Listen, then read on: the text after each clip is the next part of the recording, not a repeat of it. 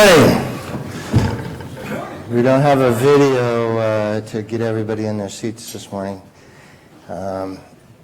Thank you for attending SDC. Thank you to our sponsors. Thank you to our speakers. And thank you for all for attending. Just a bit of short housekeeping before we get into the first speaker.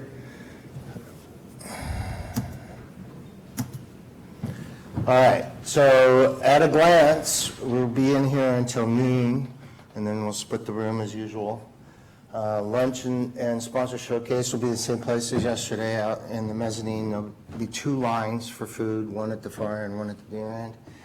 And then our breakout sessions will go until 5:55 today. There is no reception, but you won't want to head out of here if you're local at 6 o'clock. So you probably want to go to one of the BOFs that we have starting at 6 o'clock before you head home. And then today we have a great lineup of speakers. First we're going to have Gary Grider, then we'll have Rochelle Alvers. Rochelle Alvers is part of the SMI effort that's doing the scalable storage management. At some point, probably during her talk, you'll get a little raffle ticket. And this raffle ticket, if you fill it out and hand it in at the SMI booth, you'll be in the running for a Phantom 3 drone. This is a really nice professional style drone with a camera built in and everything else. And then Stephen Bates is going to talk, and then Carol Wilder from Intel. Our Birds of Feather sessions this evening include the interoperable cloud encryption to secure healthcare records, interoperability and resiliency of data replication, real-world storage workloads, and NFS RDMA standards implementations. So we should have some good conversations this evening. Reminder to fill out the evaluations. And again, if you fill them out, you'll be in the running for a $100 gift certificate. And this is per day. So, you know, if you got an email on Sunday you were here, you can fill that out for $100. Monday, Tuesday, and tomorrow we'll have the last one. So there was some questions yesterday. Where do I find the presentations? Well, there's a little tab there on the homepage, storagedeveloper.org, with the presentations. Almost all of them are up there by now, so keep checking on that if you don't see the presentation you want. We also have various videos up there on the website. If you click on the tab that says SDC Videos, you'll see yesterday's keynote talks all recorded. This is being live streamed, but yesterday's recording is up there, as well as some of the ridecasts that Mark Farley has been doing with some of the speakers this week. Those are very entertaining. And then there is YouTube channel, youtube.com/SNEAVideo. That's where the live stream is. That's where some of the historical videos that we put up on YouTube live. We do have the mobile app.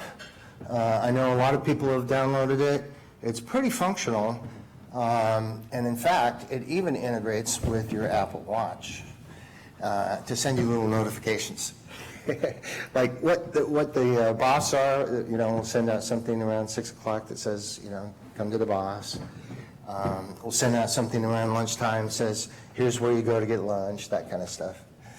And you'll notice that on the app, we've had a couple of surveys, right? These are sort of demographic surveys that the TC came up with. So please fill those out. We've got some preliminary results on those. For example, on the question, what key topic area interest do you like the most this year? And persistent memory is one of the overwhelming favorites, as well as object storage, and then hyperscale, of course. What about the primary development language you develop in? C++ seems to be the winner. Well, it's actually C Yeah, C++, C, and then C++.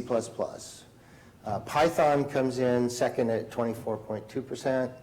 And this is a little bit skewed because these are the people that actually downloaded the app and took the survey. So it's somewhat self-selecting. Which of the following new system development language do you see developing in? And interestingly enough, this is Go there. 55% said they want to develop in Go.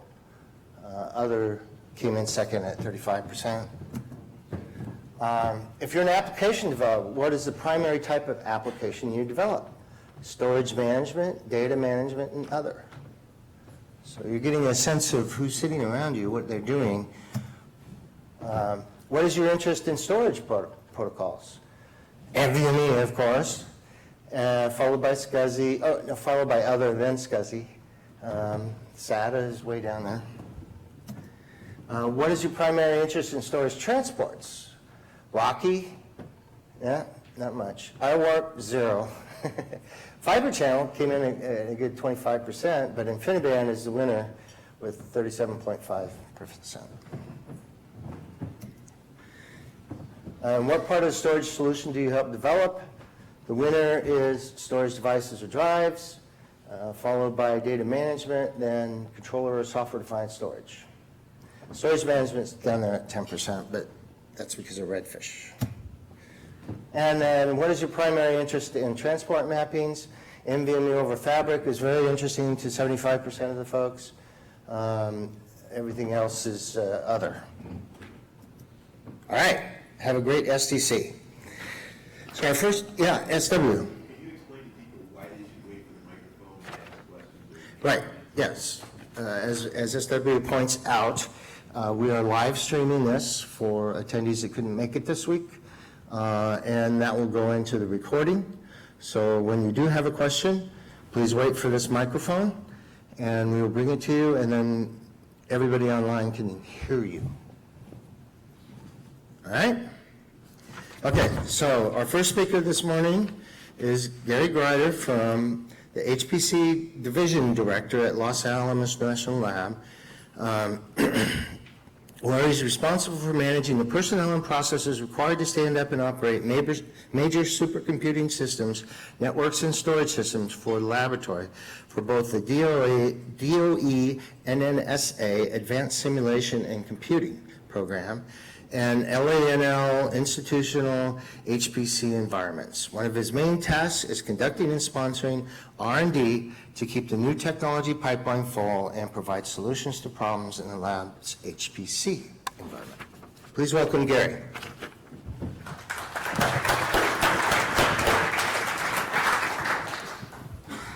Thank you.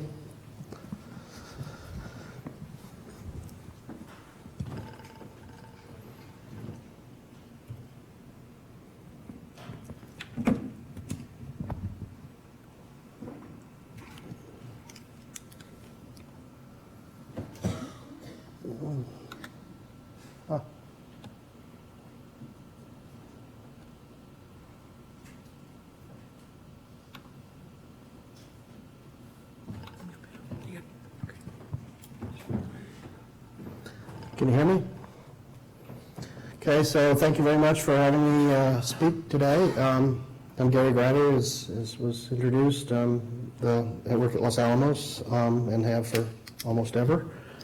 And my talk today will be about MRFS, which is a scalable near POSIX file system that lives over cloud objects for cool storage and HPC that we have been writing for a while and is in production at Los Alamos now. But first I'm going to take you through a whole bunch of background about HPC because I don't know how many people in the audience understand the lunatic fringe of HPC, so I'm going to do that first. So Los Alamos, when I went to school, Los Alamos was part of the required reading in World War II. That's not necessarily true anymore, so I find that lots of people don't even know what Los Alamos is. It's actually where nuclear weapons were invented. The first atomic bomb was invented at Los Alamos, and we've been in the nuclear weapons business forever. We're the first and probably the longest, definitely the longest. You can see some old pictures here of the Sudan crater, which is out in Nevada. Actually been there once. A friend of mine got married there. Two physicists and a physicist that happened to be an ordained minister that were visiting the site, and it's very odd. Anyway, and then you can see some of our experimental facilities. We've got a linear accelerator, we've got gas guns, there's a radiohydrograph center for implosion research and things like that. So it's 47 square miles in northern New Mexico off by itself for a reason, and that's where I work. Some history in computing. So we've been doing computing for a long time. I was telling somebody at breakfast this morning that we actually ran the first production program on ENIAC. ENIAC was a system at the University of Pennsylvania, and we actually ran the first production code on that for a small period of time. And when I went to work at the lab, my mentor, Marge Devaney, she actually was one of the programmers that programmed that machine. And the way you program that machine is by length of wires. So you cut length of wires and you programmed it that way. And she actually still had some wires in her office, and she showed me those when I showed up at the lab, and I thought that was pretty slick.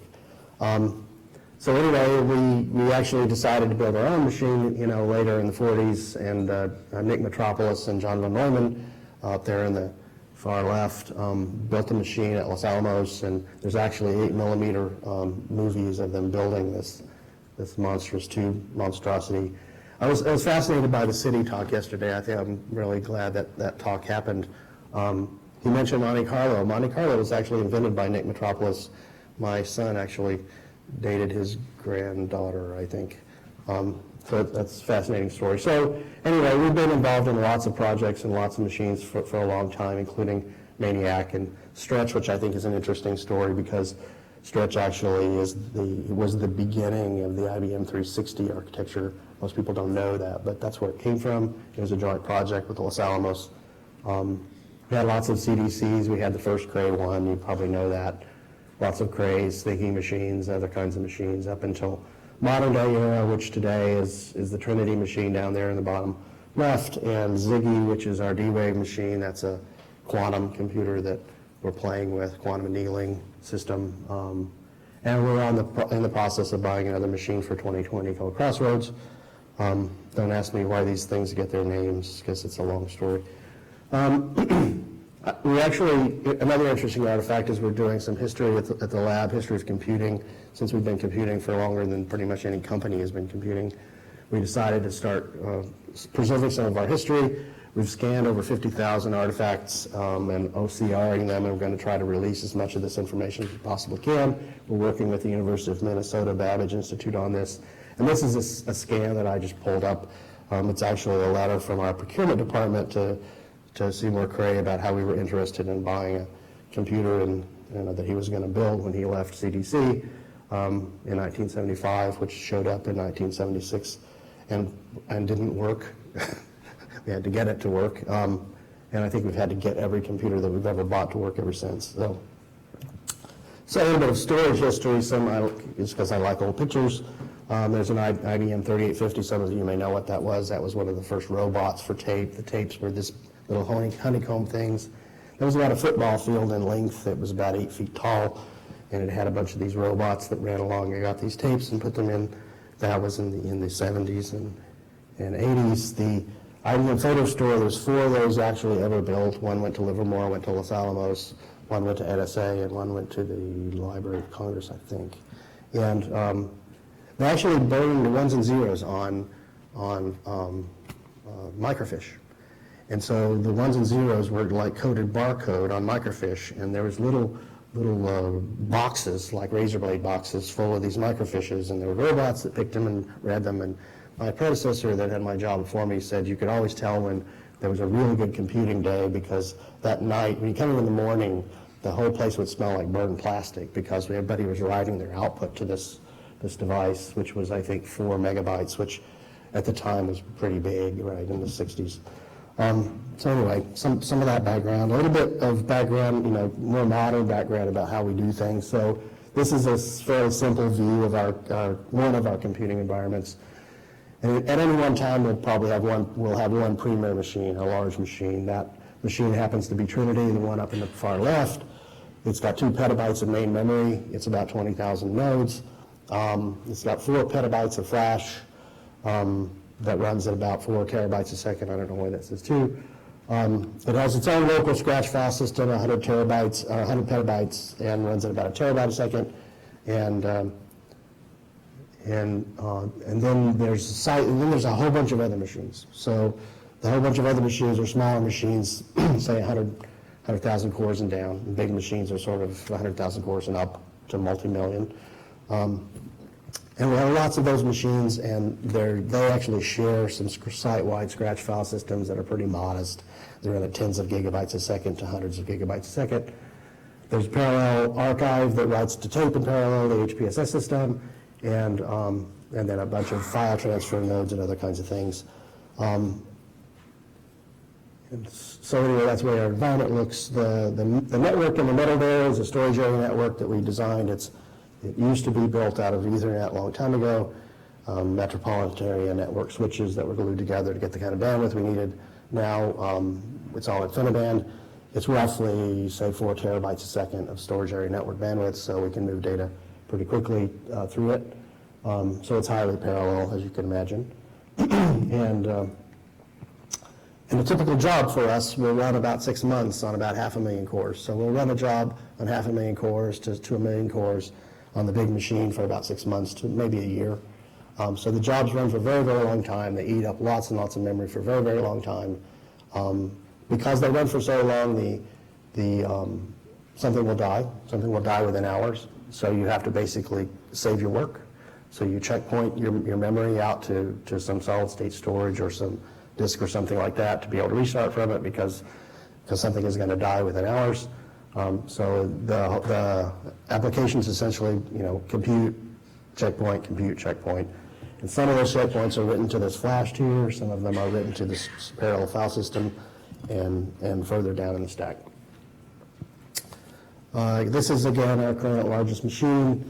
Again, it's a Haswell Knights Landing combo machine. It's 20,000 nodes, a few million cores. I've gone through this already. It's basically, those are the tiers of storage. The 30 petabytes a year is site-wide SMR. I'll be talking about in a minute. That's the MARFS project that I was talking about. And then this tape system. So what does it take to get a machine like this to work? Well, first you start some number of years in advance and you buy $27 million worth of 36-inch water pipes and you put them in your floor to get water to it to cool the 12 megawatts that the machine, or 18 megawatts that the machine costs you. And so that's what 36-inch water pipes look like. Yes, I did buy $27 million of them to connect the thing to the towers that cool it. That would crush your floor. It would crush anybody's floor. And so we actually had to cut holes in our floor, put pylons in the ground, build a bridge out of constructional steel to suspend this thing so that it wouldn't crush the building. And this goes in for every one of the big machines we have. So, I have a machine coming in 2020 that's supposed to be, 20 megawatts or so, 25 megawatts. And it'll take another one of these, huge endeavors to get it to work. The copper required to hook up that many megawatts is really quite a bit too. Copper is very expensive. And these huge bus bars that each carry like 4 megawatts each, and there's running through the building. And so anyway, the reason I take you through that is because infrastructure has become a very, very large part of what we do. It used to be a very trivial amount of what we do. All the storage and networking and pipes and pumps and all that stuff used to be 5%. And now it's close to 30% of our budget. And a lot of that is storage. And so that's an important fact, I think. And I think the city guy mentioned that was the case for them too. Our storage area network, we started this a long time ago, back in like 2002 or something. I think we're on our 3rd variant of it today. It's all InfiniBand. This is what it looked like back in 2011. There were 12 metropolitan area network Ethernet switches that were glued into machines together with the storage, but now it's all InfiniBand, and I think it's 4 terabytes a second or something like that. Let me talk you through a little bit about how storage works in this HPC world. We sort of live on the edge, 2 different edges. One edge is 1 million cores, and each core, all at the same time, decide they want to drop a file into the same directory at exactly the same time. So within way less than a millisecond, they all say, gosh, make me a file in this directory. And of course, the file server falls over and dies and comes back and so forth. Eventually, you get your files created, and so highly, highly scalable metadata systems are very important to us because of this high insert rate all of a sudden of metadata entries into directories. Or the other extreme, everybody decides they want to create one file. So there's one file, and they all decide they want to sprinkle data into that file all at the same time. And so they're sprinkling data in here and there in different offsets of the file, and so it's a walking nightmare, and that is really hard to do too. And so those are the two dominant patterns of I/O for us, is all a million cores decide to make a file all at the same time, or all of them decide to sprinkle little data all over a single file all at the same time. And so those are the two extremes, but we don't have that much, in the middle. It's always either one or the other. So the files end up being various sizes all the way from 0 bytes to tens of petabytes. So, imagine a multi-petabyte size file. We have those. Our workflows, again, last for years, as many as a couple of years, and yes, it does use a million cores and petabytes of DRAM for that long.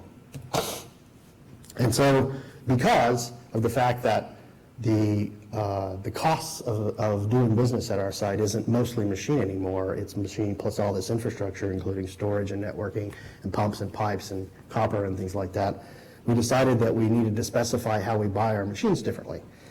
And in the past, we bought them based on flops or based on how fast an application would run, but that's just not true anymore because data movement and all these other costs have become quite large.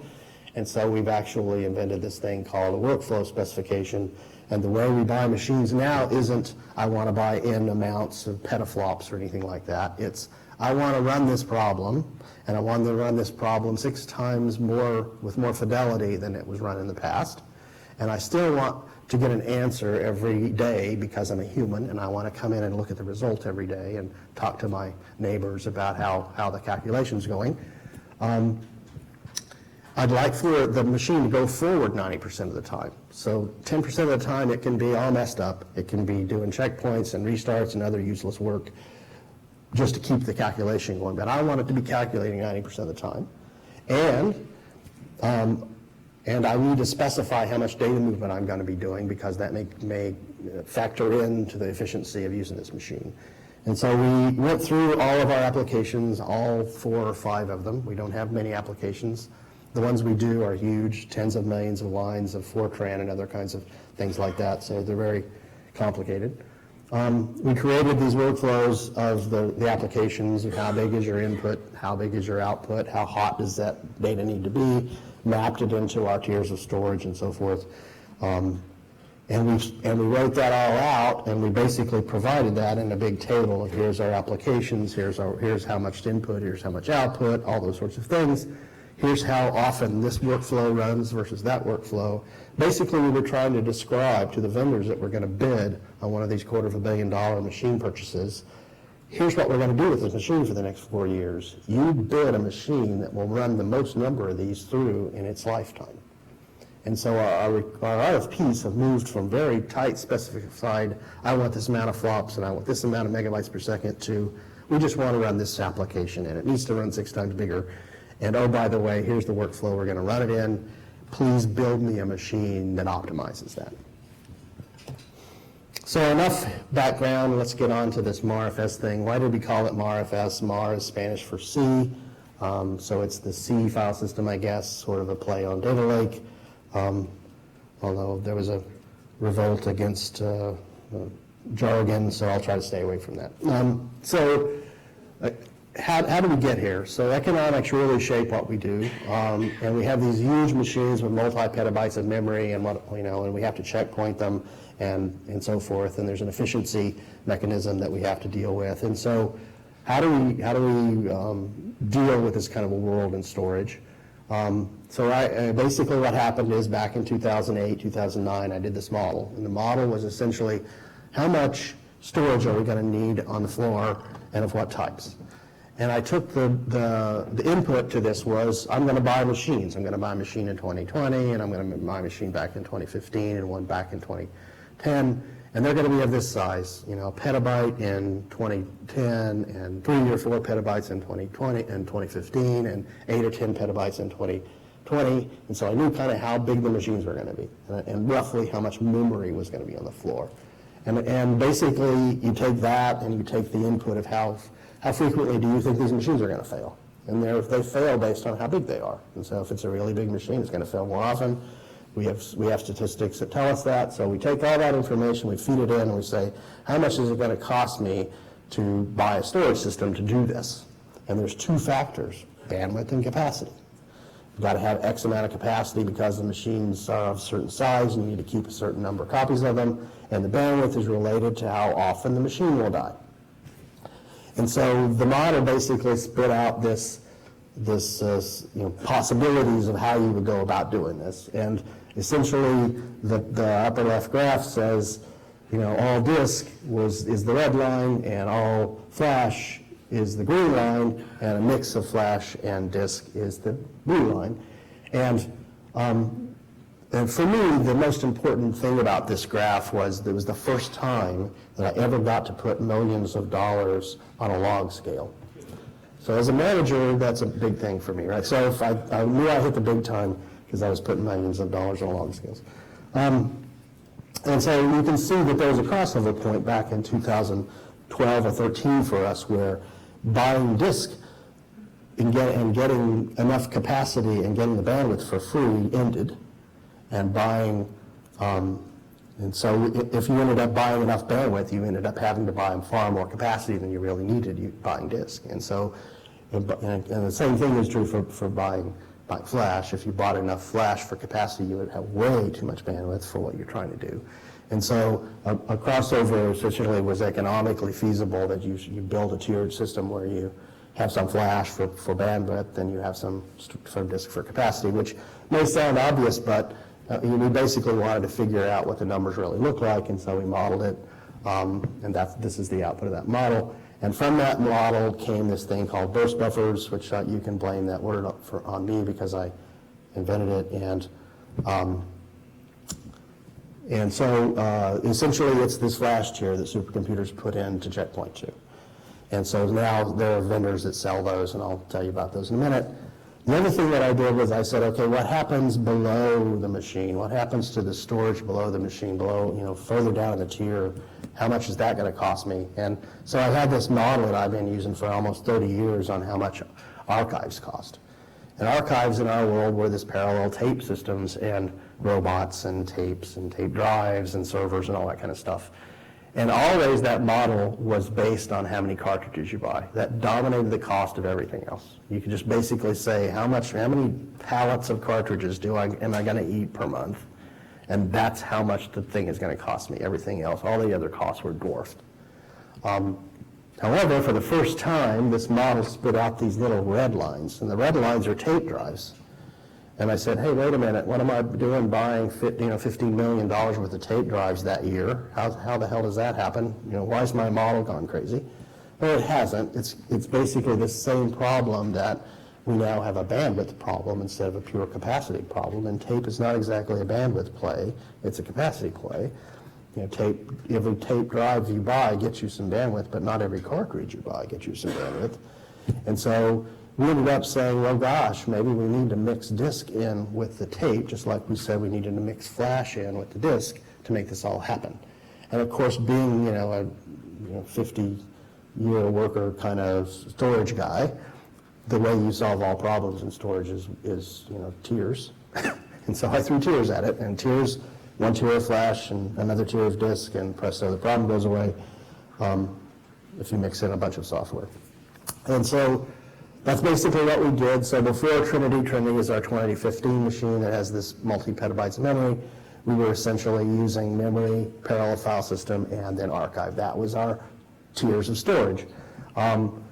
Lustre parallel file system for the parallel file system, and this HPSS parallel tape system. After Trinity, because the machine's memory is so enormous, we actually went to this, add some tiers. We added the burst buffer tier. The burst buffer tier is this flash that lives inside the machine, and a campaign tier, which is a tier of cheaper disk that lives between the fast disk and the tape. And you can see that the rates, memory runs at multi-petabytes a second if you have 20,000 nodes. Burst buffers are more like 4 to 6 terabytes a second. Parallel file system is a fourth of that, or actually the target going forward is a tenth of that. The campaign storage is about a tenth of that, and the archive is about a tenth of that. So each step down the tree you lose about a factor of 10 in bandwidth. So what happened back in, from the 2009 aha moment, we need to throw flash tier in, is these products were built, right? And so DDN invented this thing called the infinite memory engine, and it came basically right from this work. And essentially it's a burst buffer tier. It's a tier that you write to before you write to your parallel file system.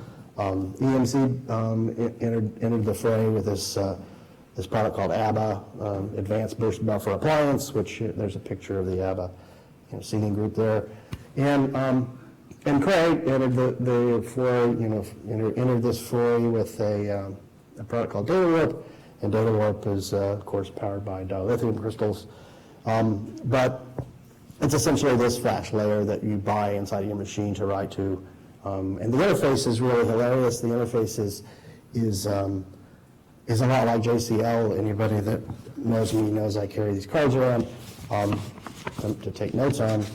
And if you remember JCL had this stage in and stage out. So, at the beginning of every job, I need my stuff recalled from tape and put into somewhere. And then I want to run my job. And then when I'm done if I exit good, I want to write this out. And if I exit bad, I want to write that out. And so that's kind of the interface to this thing is you submit your job, it's going to run for a long time. It stages this stuff in parallel at, several terabytes a second from a lower tier into flash. You run for whatever, you write out checkpoints, and eventually you decide it's time to leave. I'm going to write my stuff out, and it stages the stuff out in parallel, and the next job starts running. So anyway, that's what burst buffers are. There's products that have been developed on it, and it was quite the hoopla. So in addition to that, let me just go back to something I think I skipped over, which is this. So back with storage, not only have we caused things like burst buffers to be invented, but we've actually caused a bunch of other things to happen. And Monte Carlo was actually one of the things that was mentioned earlier. But these things that are listed over on the right, we had a whole lot to do with, not just burst buffers. Luster, I went to DOE and got the money to build Luster back in 2011. Luster is here because the DOE funded it. So you can like it or not, and you can always blame it on me, that's okay. But it lives because DOE started it. Panasys is very similar. We started working with them in 2001. And they took our specs directly from us. They decided to go get venture capital. But it was essentially the attempt before Luster. GPFS wasn't called GPFS when we started working with IBM on that product, and it wouldn't be what it is today if we hadn't dumped tens of millions of dollars into it. Burst buffers, HPSS, Ceph. This is an interesting story. Ceph actually was a DOE project at University of California, Santa Cruz. We wanted them to do research into scalable metadata and scalable security and file systems and other sorts of things, and they came back and said, we need to write a prototype user space file system that's object-based to play with these concepts. Would you pay us $300,000 a year to develop that? The answer is yes, we'll do that, and they hired Sage. He was a graduate student, and so that's how Ceph came about. A data tree, the list goes on and on. So we've had our fingers in this pie for a long time, and I think that's interesting. So let's go back to there. But more recently, since the realization that we needed to add tiers, the question that we started asking ourselves is that too many tiers? Is there some other way to slice this so that you have fewer tiers so that the software is less complex? And it looks like that may happen. What we're seeing is that Flash and other solid-state kinds of technologies are finding their way up into memory. They're also finding their way down into the disk world. And so it very well could be that the high-end part of what parallel file systems do for us today could be covered by Flash someday if the economics provide that. And basically, everybody's saying cost of Flash is going to go down, and so we think this is going to happen. And then the capacity tier, if the object storage works really, really well, maybe it can take over the capacity part of what the file system provides, and maybe the file system would go away, which is possible, and even the archive might go away. And so I put down at the bottom, rest in peace, parallel file system, and I think I'm one of the only few people in the world that can actually write that down with a clear conscience, because I was there when we invented all of them. In fact, funded most of them. And so, anyway, it's interesting. I think this is where we're headed. It's unclear, but it feels like that's where we're going. So this capacity tier that we need to build, basically it's, how do we do that? And I doubt that we're unique. HPC is not unique in needing a capacity tier, something that's not hot or warm. It's really cool. So the question really is, okay, we need this campaign store, this capacity tier. What are its requirements? Well, for us, the very, very high level requirements, there's a lot more than this, of course, is we need billions of files in a directory. We're going to have machines that have billions of cores. They're going to want to drop a file per core into a directory. We need something that manages a billion thingies in a folder-like thing. We also need trillions of files total, because it won't take very long to collect that many files. And we need files that span from 1 byte all the way up to, say, 100 petabytes. And so this is a pretty broad span of requirements. And we also need multiple writers into the same file. It's just an HPCism. So those things are pretty hard to do. Let's put those out as the first sets of hard requirements that whatever we do has to conquer. So what do we do about that? How do we close this gap? How do we provide this capability? First place we looked was the cloud. We said, gosh, won't the cloud solve this for us? It would be nice if the cloud solved this for us. They have really big data. They have lots of devices. They have lots of use cases. Maybe we can use some of that technology. They have erasure, which is really, really nice. They've got objects which scale really nicely. It's got this simple-minded put, get, delete interface. Maybe that will work. But no, not really so much. And the reason why is because it works great for newly written apps. If you're writing a brand new Dropbox or a brand new Flickr, it works really great. But if you've invested, I don't know, some number of billions of dollars into applications that expect something that looks like folders and some semblance of POSIX, which I think lots of places do have that problem, it just really isn't quite the right answer. It's cheap storage, but it's not quite the right answer. So anyway, we needed something that had a little bit of POSIX in it. And so it really wasn't the whole answer. It felt like just part of the answer. So we said, gosh, why don't we just figure out how we're going to put some sort of a fairly close to POSIX interface on top of this cloud-based erasure. We get the best of both worlds. We get object scalability on the data and so forth. All this economic appeal, a lot of work that we don't have to pay for, and we also get this, POSIX namespace ability, although we'll have to figure out how to scale it. And then there's some challenges. The challenges are, of course, POSIX and objects don't get along. Their security models are different. The read-write semantics is different. The efficiency in the object file sizes versus object sizes is different. There's no update in place with objects. How do we do this? What trade-offs do we make to get this built in a reasonable time frame to solve the problem we have? So the first thing we always ask ourselves is, gosh, won't somebody else do it for us, please? I mean, we don't need to do everything ourselves. And so we looked. And we looked all over. We looked at CleverSafe and Scality and Viper and Ceph and all over the place, and Gluster and Nirvana and iRods, all kinds of things, trying to figure out if anybody would do this for us. And there's some close things. Gluster is kind of close, but not exactly it. Camera Store looks interesting, but that's very, very young. These things like Avere are really cool. You can put NFS over objects, but there's no way you can do multiple writers into it, and contemplating a petabyte-sized file in an Avere system, even if you bought 1 million of them, that wouldn't work. And so the problems were just too big to buy a solution for this, we thought, and we still think that's probably true. And so we said, okay, fine, let's leverage everything we can out of cloud, but let's go write the parts that we can't seem to get. So what is MyFS? It's the parts we couldn't get. So it's this POSIX namespace it stripes POSIX metadata across multiple POSIX file systems. So it uses POSIX file systems to store metadata, and metadata only, lots and lots of them. And it stores its data in whatever the hell you want to store it in. So there's this plug-in at the bottom. You can plug in an object store, like we're using Scality actually right now. We have 30 petabytes of that in test, actually in production. EMC, ECS, and we even have written a prototype erasure code that sits on top of ZFSs. So you have, say, 2,000 or 3,000 ZFSs each at like 17 plus 3, and you put a 10 plus 2 on top of that, and stripe and do objects across that so that you get high availability. We actually use the Intel Storage Acceleration Library to do that with, which is a very cool library. You should really try it if you haven't. It uses the AVX instruction set for getting really high-speed gal-wall functions for erasure. So anyway, the idea is we just wanted to scale, sew together multiple object systems and multiple POSIX file systems and make something that looked like sort of like a POSIX file system almost, but not quite, that scaled really widely, and so that's what MARFS is.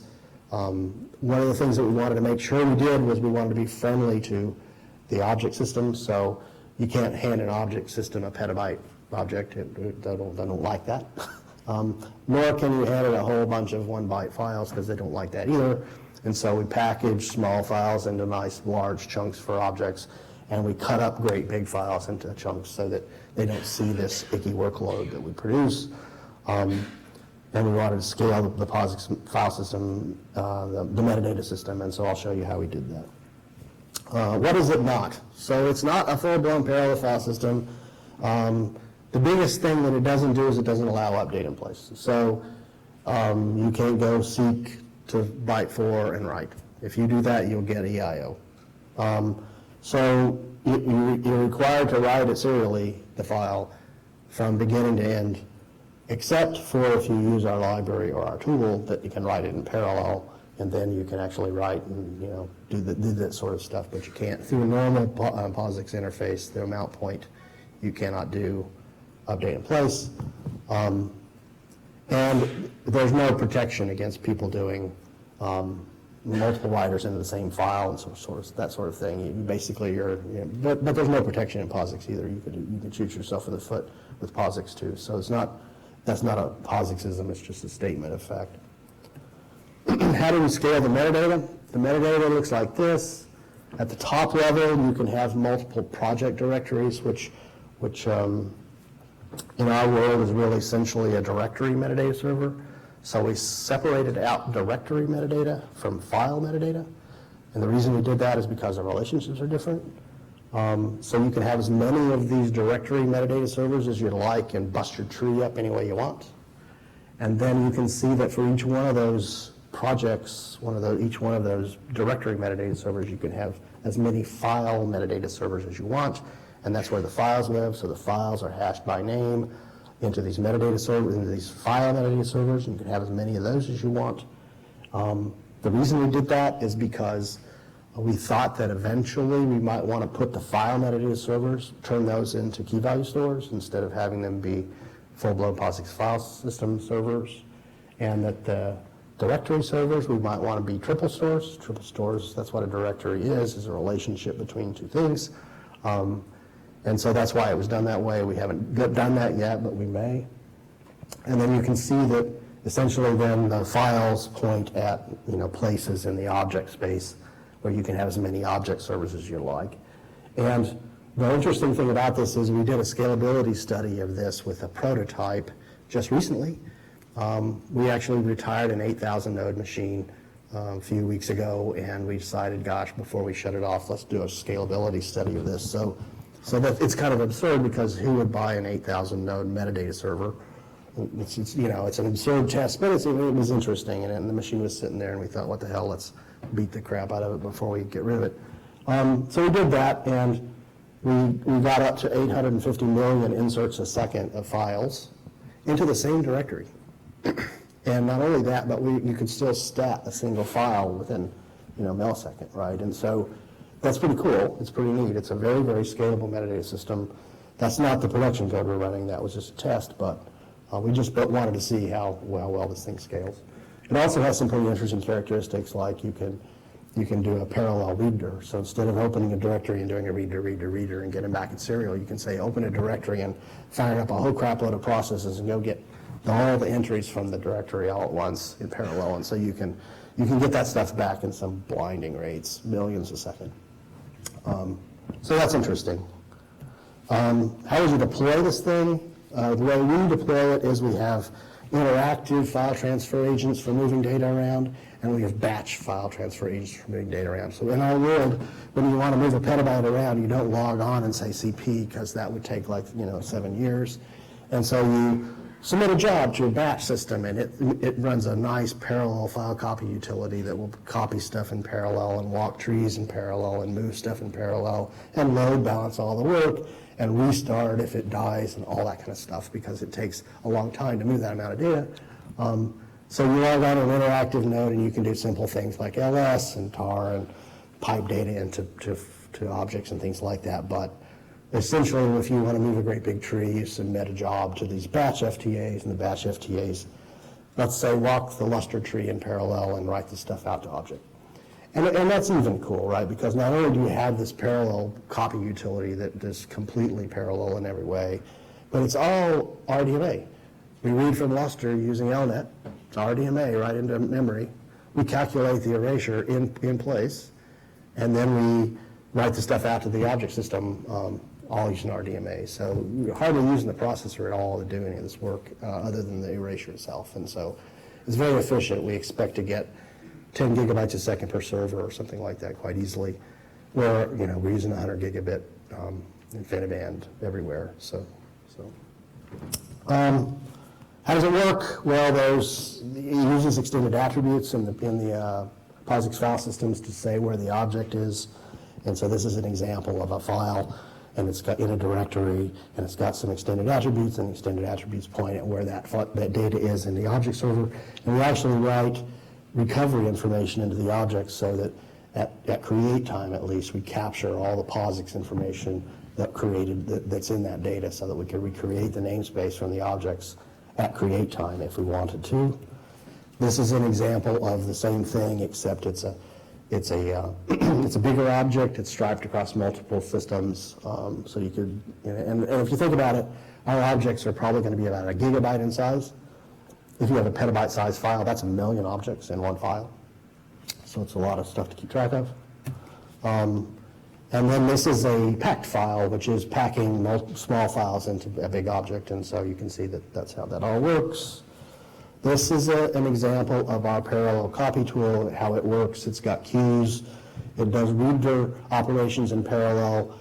It does stat operations in parallel, and it does move, copy, compare operations in parallel. So one of the things you could tell it to do is compare this petabyte-sized file system with that petabyte-sized file system, and throw as many nodes at it as you wanted, and it would just do it in parallel. So that's kind of slick. And it's restartable, so if it gets so far in and it dies, you need to restart it, it'll restart. So how does this MARFS thing fit into our environment? Well, remember, we had this layout of big machines and small machines and shared resources and not, and it fits right into this storage area network. It plugs in just like every other big major data source that we have. It's targeted at like 100 gigabytes a second, which is pretty modest compared to our big parallel file systems. And we think it's going to grow by something like 30 to 60 petabytes a year until we buy a bigger machine in 2020, and then it'll grow by some bigger amount each year. So the slope changes every 5 years when we buy a big machine. And so that's where it fits. That's what it's going to be used for. The duration of the data is years, not decades. If you want to keep data for decades, you need to write it on tape. That's actually the whole talk. That's actually not me, but I was there then in that picture. It's all open source. It's a BSD license. No encumbrance. Just don't blame us if it doesn't work. That's where it lives. Thank you for your attention. I guess I can take questions for a little bit. Can I rename directories between projects? You can, but that is a copy of a metadata pointer. So it's not a move of a pointer, it's a copy of a pointer, but it doesn't move any data. Yeah, but we don't do hard links, so it's symbolic links and/or directories, so you can do that too. So have you thought about adding deduplication to your system? Adding deduplication. We've thought about deduplication and compression for I don't know how many decades.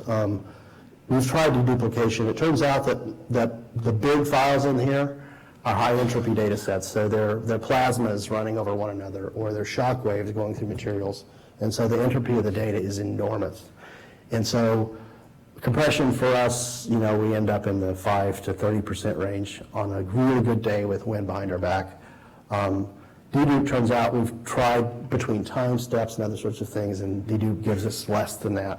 So if this were a bunch of VM images or operating system backups or something like that, dedupe would probably buy us something, but we found very little value in dedupe or compression on the data. The metadata, on the other hand, is very, very compressible and or deduplicatable because, when you have 1,000,000 files in a directory, you don't name them all unique names. It's like, file.1 and file.2. So it compresses like crazy.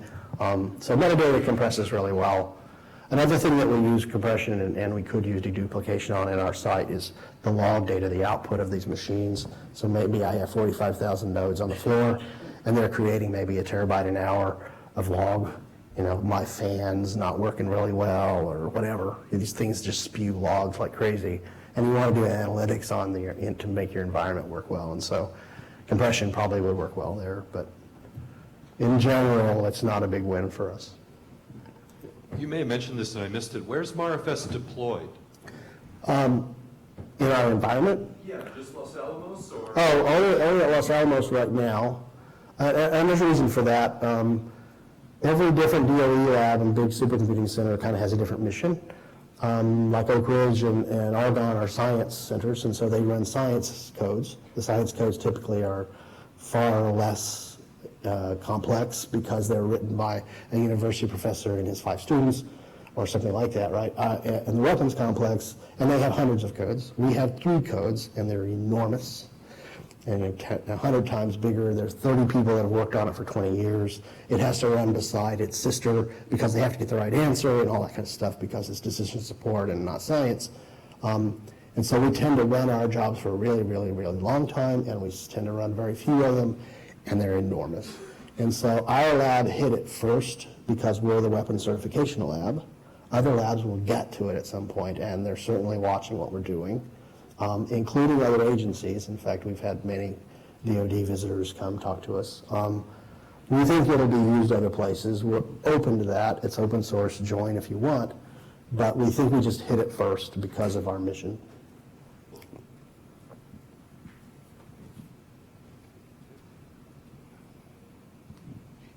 So what's the consistency model across the project's namespace? What are the kind of operations that you had to relax for atomicity and to be able to maintain consistency across these hundreds of metadata servers and this enormous file system? For the most part, it's atomicity problems because you're doing things that require multiple operations that normally would be atomic in a file system. And because what we're doing with these linkages between file systems, you end up having to do more than one operation, and you want it to be as atomic as you can, but there's no way to make it atomic because it's multiple systems. So largely that's where the weakness is in the metadata system, is in things that really ought to be atomic but aren't. That's why we were thinking about going to key value stores eventually, is because we would gain control of that semantic, which we don't have by having multiple POSIX metadata servers doing the job. So you shouted out one of the things that I support, something called the ISA-L, the Intelligent Storage Acceleration Libraries. It's fast. I love it.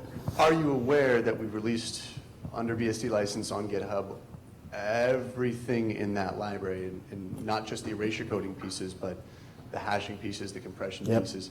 Yep. You've checked that out? In fact, we actually collect, we do a CRC32 on every megabyte, and then we sum those, and that gets stored with the objects, and we use that really super fast CRC32. That's great. And we got Haswells up the wazoo. I probably have, I don't know how many, 25,000 Haswells, right? And so it's awesome. I mean, on my Mac, I can do a 10 plus 4 at like 14 gigabytes a second. It's incredible. It's an amazing piece of work. That's great. I just want to make sure you're aware. Thank you. I would use the compression, but I've given up. High entropy data doesn't compress worth a crap. What is the criteria for you to qualify flash before even being deployed into the system? The way we deploy large amounts of flash is by buying a $250 million machine where flash is $25 million of it. And we put stuff on the vendor like it has to last this amount of time.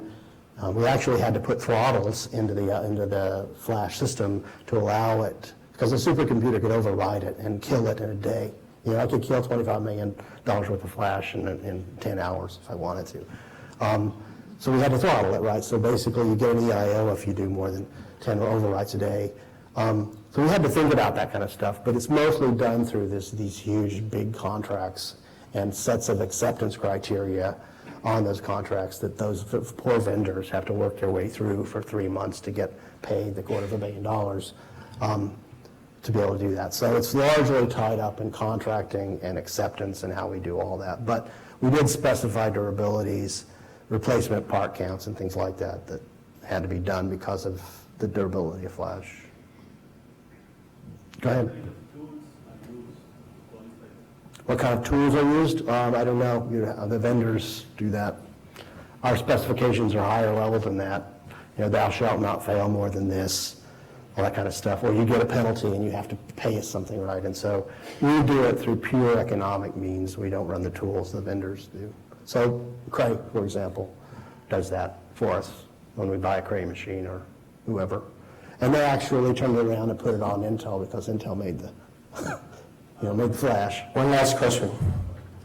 So on the very large files, you talked about them having extremely large numbers of chunks that are each separate objects. Can you quickly discuss how you achieve scalability of the tracking and management of all those chunks in those multi-petabyte files?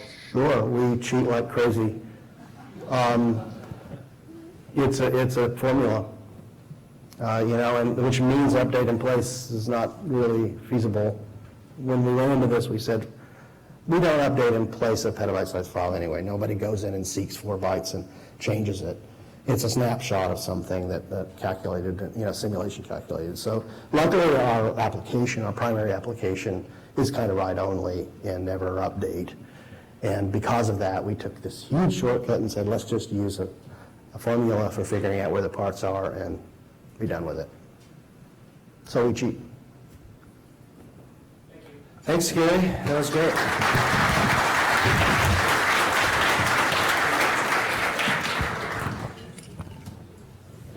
All right, our next speaker is Rochelle Alvarez, a Principal Storage Management Architect with Broadcom, where she defines storage management integration solutions and standard strategies for the data center storage group. Rochelle has been involved with industry standard initiatives with SNIA and DMTF for many years. She served as the SNIA Technical Council Chair, and on the SNIA Board of Directors, and been engaged across a breadth of technologies ranging from storage management to solid-state storage to cloud storage to green storage and more. Let's give Rochelle a hand.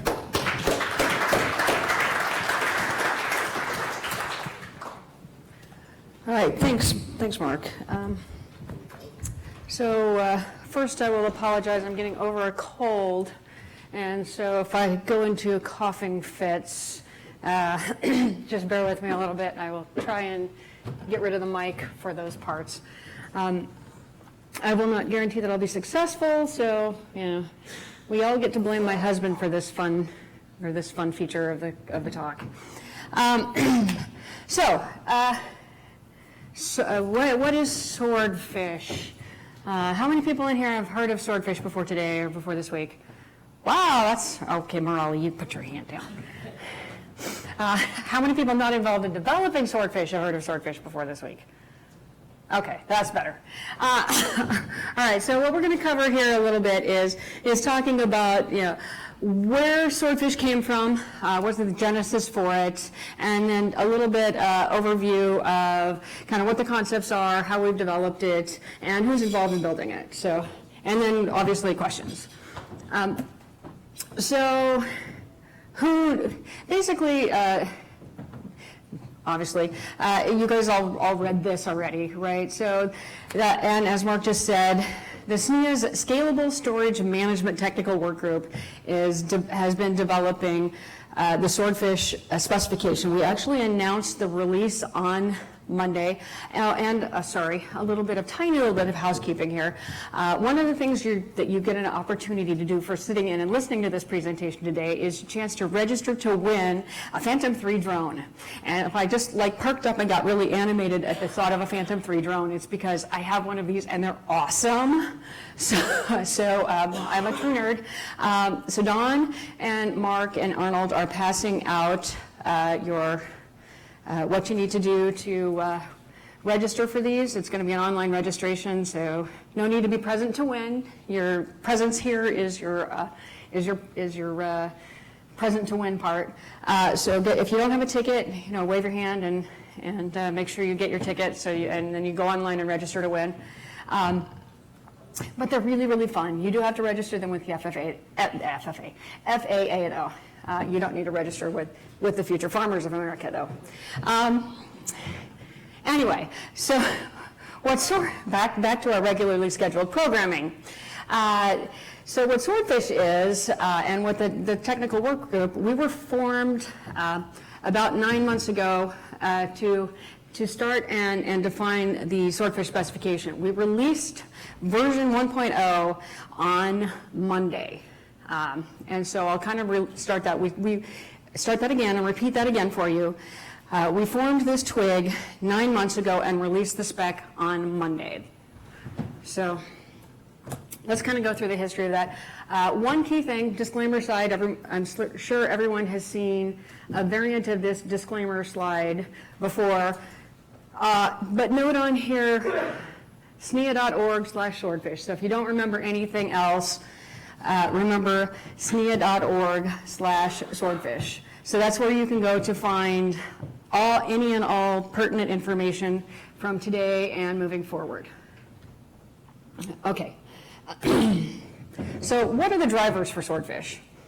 So over the last several years, we've obviously had storage management standards for quite a while. I'm sure a lot of you are familiar with SMIS. And that's actually been a really good standard for managing enterprise class storage, SANS. It's been extremely widely adopted.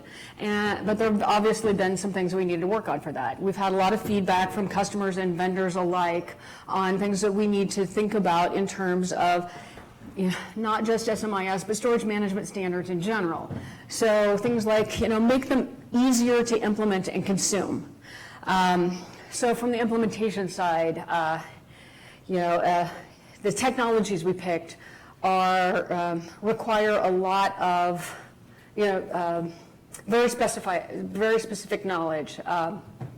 They're not used broadly. And that's true for both the implementation side and the consumption side. It's got a high learning curve. So, what can we do to simplify that? Improve access efficiency. So one of the things that we've done in the past is we've basically defined standards largely driven by vendors. And by vendors, I mean the people that build storage hardware and storage infrastructure, more so than clients. And the clients are the people that use it, right? Either the storage applications or the direct end users. And so when you build things from the vendor perspective, what you get is look at all my neat knobs and widgets and look at every feature that I built. And so you don't think about, necessarily, I want to look at this particular attribute of this system 1,000 times. And so what we've gotten is a lot of feedback over the years to say, I want to look at this particular attribute. So we've had to do a lot of refinement. So we've done that in the current systems, but what we need to do is actually, when you're doing a new standard, build that in from scratch. So that's where improving access efficiency comes in. The third and fifth ones kind of go together. Providing useful access via standard browser and using standard tools, right? It's very hard in not just SMIS, but in a lot of other standards, legacy standards, particularly even in the server space, to use them directly. So if you look at a lot of the tools people use in, like DevOps people use directly in their day-to-day work, you can't actually interact directly with the tools. And so those are a lot of the feedback we've gotten over the years. Another thing is just a shift in where storage is deployed. 5-10 years ago, you had DAS, you had SAN, but what we've seen is a rapid transition to including converged, hyper-converged, hyperscale environments, and the standards really haven't kept up with that. So those are a lot of the areas of feedback we've gotten to say, what can we do to expand the standards to those? So there's a couple of different ways you could do that. One is you could evolve the existing standards. The other one is start from scratch, build something to address that. And so we basically took the latter approach. So with Swordfish, we basically said, okay, taking all of those things into account, as well as, what are we, what else can we do? I said start from scratch, but we didn't really start from scratch because we couldn't start from scratch completely and turn a new standard in 9 months. I've already talked about us, basically starting 9 months ago and releasing a spec today. What we did instead was steal liberally from a bunch of different sources. And one of those sources was a spec called Redfish. So some of you may have heard of Redfish. How many of you have heard? Okay, so what Redfish is it's actually a spec that the DMTF organization put out. A lot of the same vendors involved in developing Swordfish were involved in developing Redfish. Redfish is a standard that DMTF came out with to do very similar objectives in the server management space initially, and then plan to extend it. It initially came out a year ago, almost a year ago right now, with base functionality in replacing IPMI for BMCs. That's the level of functionality it came out with. But the base protocol infrastructure is RESTful with JSON data transports, and including OData metadata as well. So it's we were able to basically take all of that, and I'll show you a little bit more about all of that. So, but basically we were able to take all of that protocol level work that they've done, as well as all of those schemas they've defined about servers, because as we all know, a lot of storage is actually built using server components. So we basically took all of those and we just leverage them directly. And we extend, what we do with Swordfish is we just extend all of that Redfish and focus exclusively on what we call the storage services, and that's what Swordfish is. Other things we did was we stole or leveraged, pick your favorite term, work that was actually going on in SMIS. So SMIS was actually working on simplified models that were much more client-oriented. So some of those things that I talked about on the last slide around what can we do to be more client-oriented, what can we do to focus on getting those refactored APIs so that somebody doesn't have to make the same call once, they can do it, or 1,000 times they can make it once, get it a lot more user-centric, simplify the models. We stole a lot of that. One of the other key features we've added into this, and this is big, is we've actually moved to a class of service-based provisioning and monitoring model.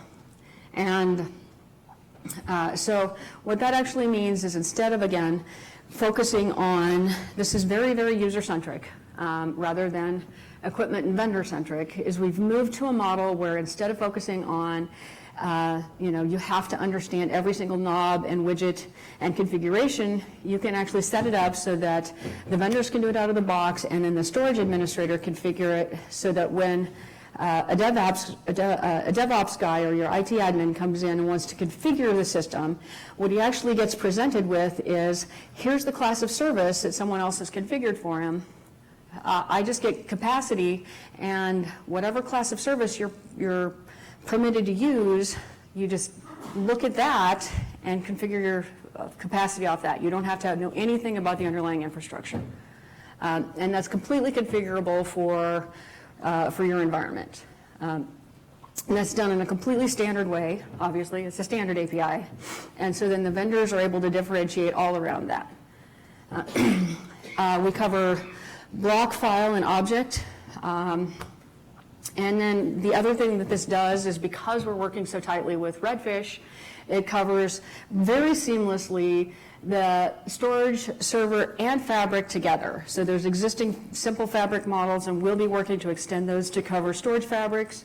Redfish is already working to extend those to cover networking fabrics. It's really going to give us something we've been trying to do for a long time in the standard space, a really true, seamless standard API to cover your entire data center. Okay. So who's developing this? I talked a little bit about, all the players really having a lot of overlap. These companies are highlighted in blue down here, or purple. The companies highlighted down in purple here really have been the key players. I want to highlight a couple of things. Microsoft and VMware have really been very instrumental in this whole process from a client perspective. One of the issues we've had when we developed SMIS, and one of the reasons it kind of took a long time to get things really stabilized, and it was largely driven by the vendors, and it took time to get a lot of client engagement. We have a lot of client engagement up front. We'd really like a lot more input from clients, but this has been very, very client driven so far. And as you can see, we've had Broadcom, my company, Dell, EMC, HPE, Intel, and Intel bringing a lot of their input from their rack scale design architecture in as well. So that's got both a client and provider, both the client and vendor inputs, which is a really good perspective. It also has a lot of that server storage networking ecosystem input. And then we've had Nimble, and then a couple of smaller players like Innova Development in as well, looking at it from an infrastructure perspective. So it's been a really good breadth. And then also I'd highlight that most of these companies are also playing and key players in the companies that are developing the Redfish space. We have a lot of other companies here that have also been watching what's been going on. And most of these companies are also companies that have been very active in developing SMIS, but we'd love to have a lot more people come and engage and work with us on, validating what we've done and expanding functionality, validating, developing reference implementations, developing real implementations, and help working with us moving forward. And by the way, we don't actually have to wait till the end for questions. If people do have questions, we will take. I'm happy to take questions anytime as we go through. It will probably also help me not have coughing fits as I go forward here. I guess I probably could have clarified that up front. All right, so what functionality did we include in V1? I keep saying, yay, we did this in 9 months. You're probably thinking, probably didn't get much there. Because we leveraged so much stuff, we actually got a ton of functionality in here. We actually have full block functionality,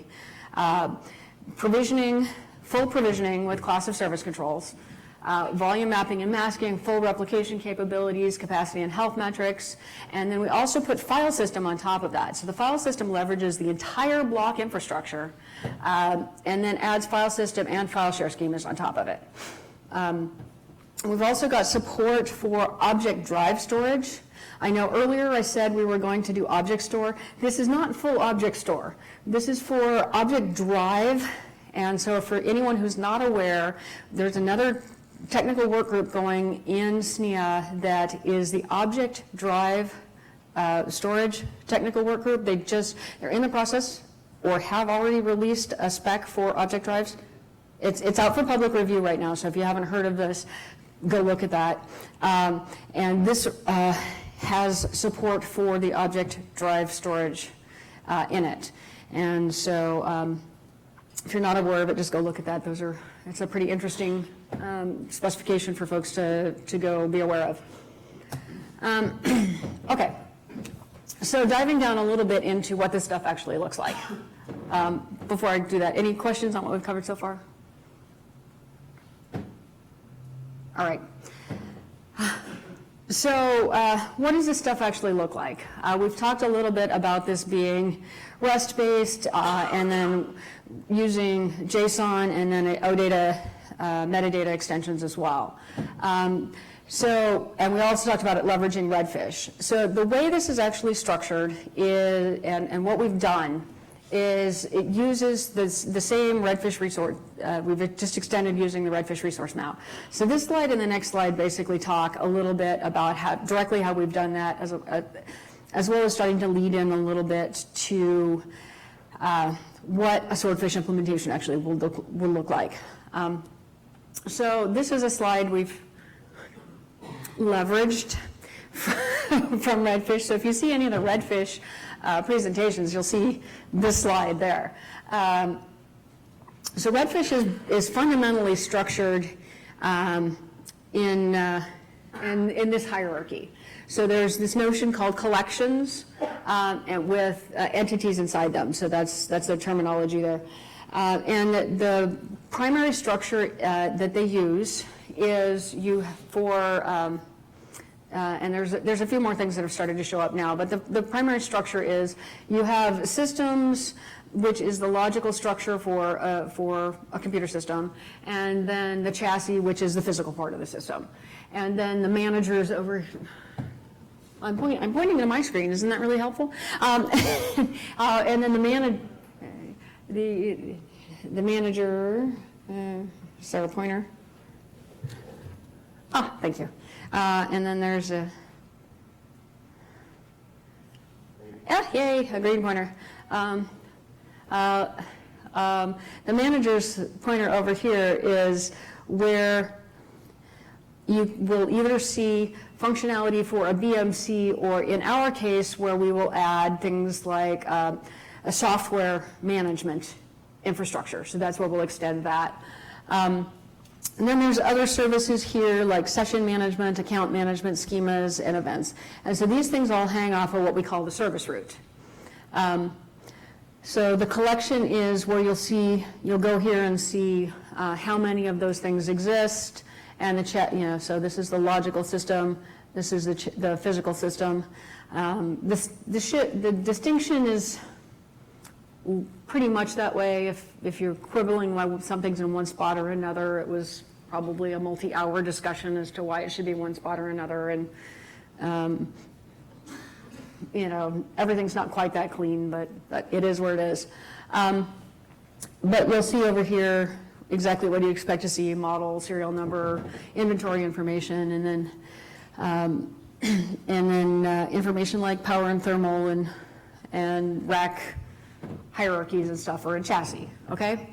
And so what we've done with Swordfish is we basically looked at that entire hierarchy and said, yep, we'll use that. And we added all the stuff that's in purple.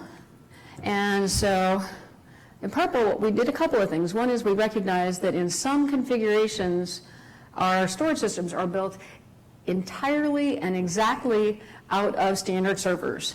And so some of these systems will be using exactly these storage systems, or these systems. But in some cases, we have storage systems that are very similar, but have custom hardware, and so there's also this logical construct that's called a storage system. And those things are very, very similar as well. But we basically have, the bulk of the focus is actually in this, what we call the storage service. So the storage service is where you'll see all of what you expect to see a logical construct for storage. This is where you see, storage, the volumes and the storage pools and the endpoints and groups, and this is where we've added the class of service constructs and all of that. So again, you see, the collection that says how many of them there are, and this is where you see the details of each individual entry. So one thing about cardinality of all of this is, for a Redfish implementation that's done on a BMC, what you might see is, one of each of these. For a storage, like a large-scale storage system, what you might see is a storage service that has, for the storage services, you might see a large number of storage services, because that's the way the system is developed. Where we have, this thing is just designed to be built on a much larger scale. So these things, it's a very, very highly scalable system. So we have a question up here. Sorry, hang on. Oh, hold on just a sec for the mic. When you say class of service, could you give us some example of what kind of a class that you are talking about? It is related to QoS, or it's or something like that? Okay, so the question about, what do we mean by class of service? So class of service is actually defined to be, I think we will, we'll get into that in a little bit, have a few more details. But fundamentally, a class of service is defined to be based on a set of, extending a set of capabilities. And so you get to define these capabilities. They can be based on protection, they can be on capacity, on a whole set of attributes that we've defined. But basically, it could be performance related, it could be protection related, it could be availability related. So some people call this, quality of service related, quality of service instead of class of service. We've chosen to call it class of service. And so I'll have, when I get a little bit further in, I'll have some mock-ups that show a little bit more detailed examples. And so if I don't have quite all the detail for you, then let me know. All right. Okay, so we also talked about how we extend Redfish. This I want to highlight again. So one of the things that we do Redfish actually covers what we call local storage. So when you have storage attached to a local server, Redfish covers that notion.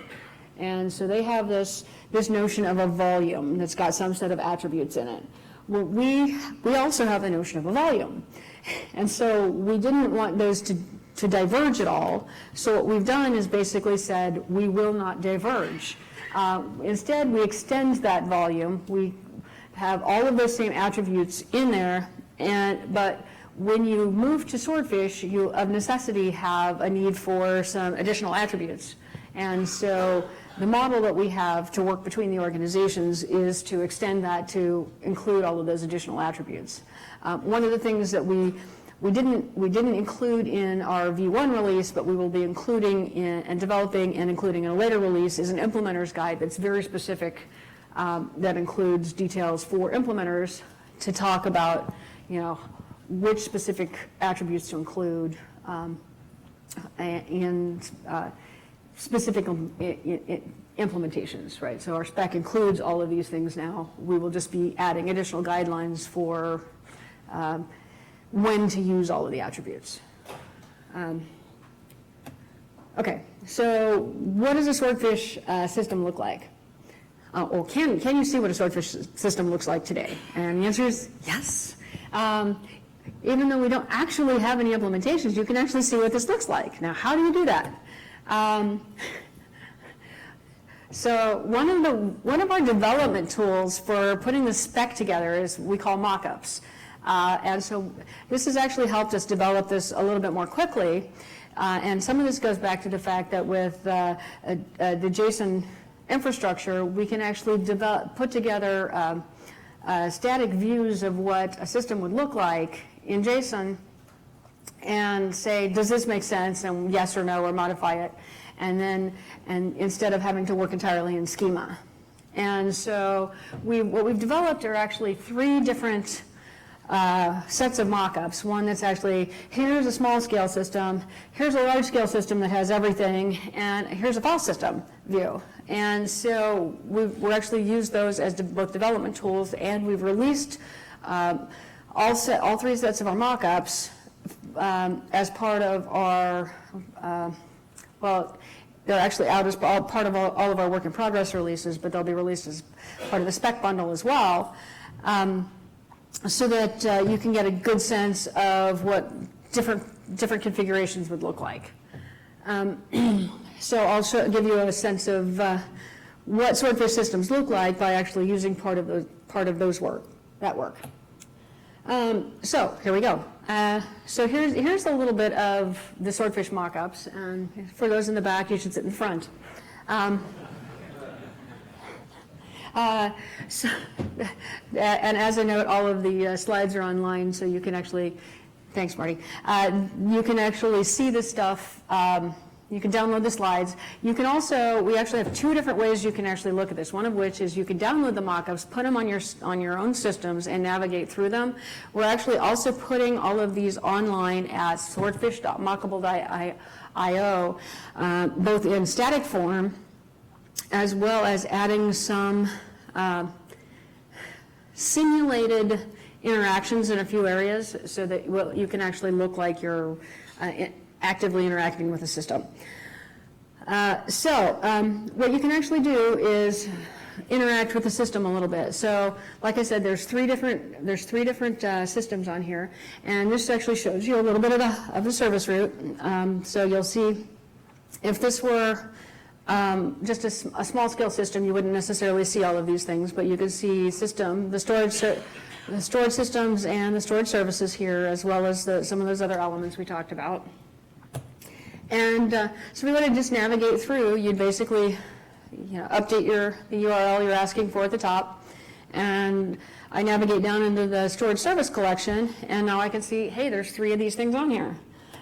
So we move forward, we picked one, so what's actually in a storage service?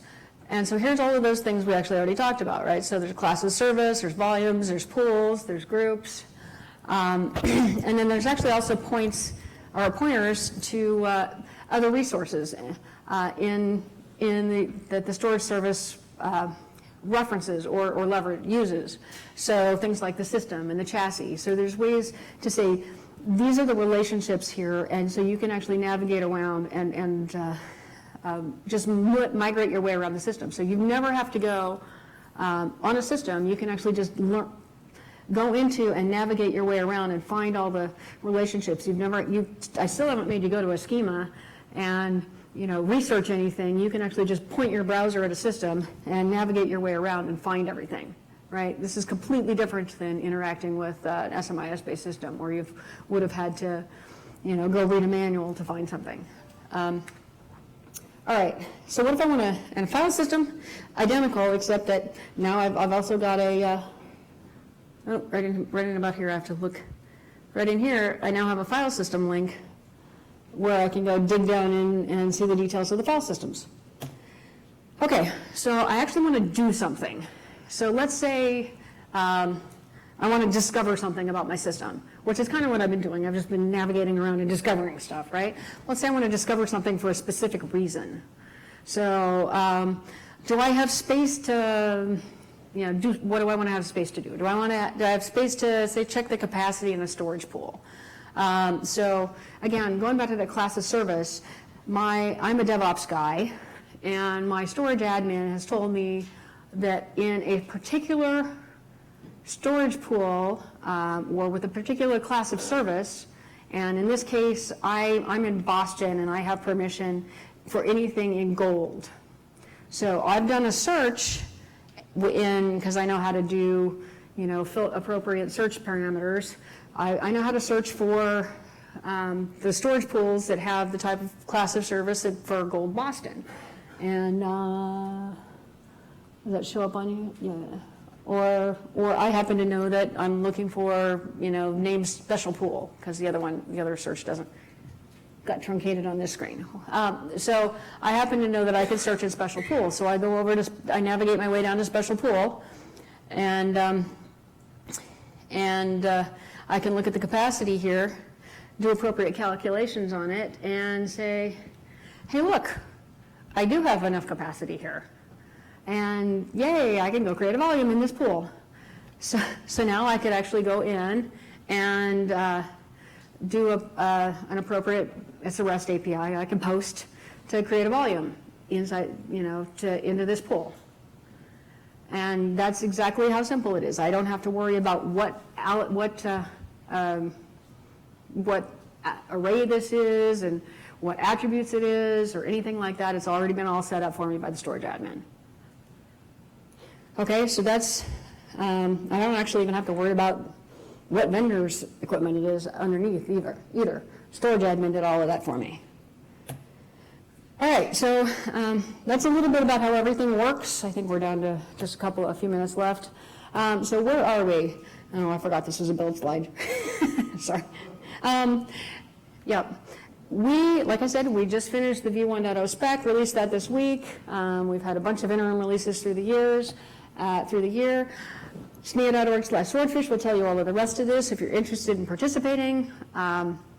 We would love to have you in several different ways. Join the group and work with us on developing the spec.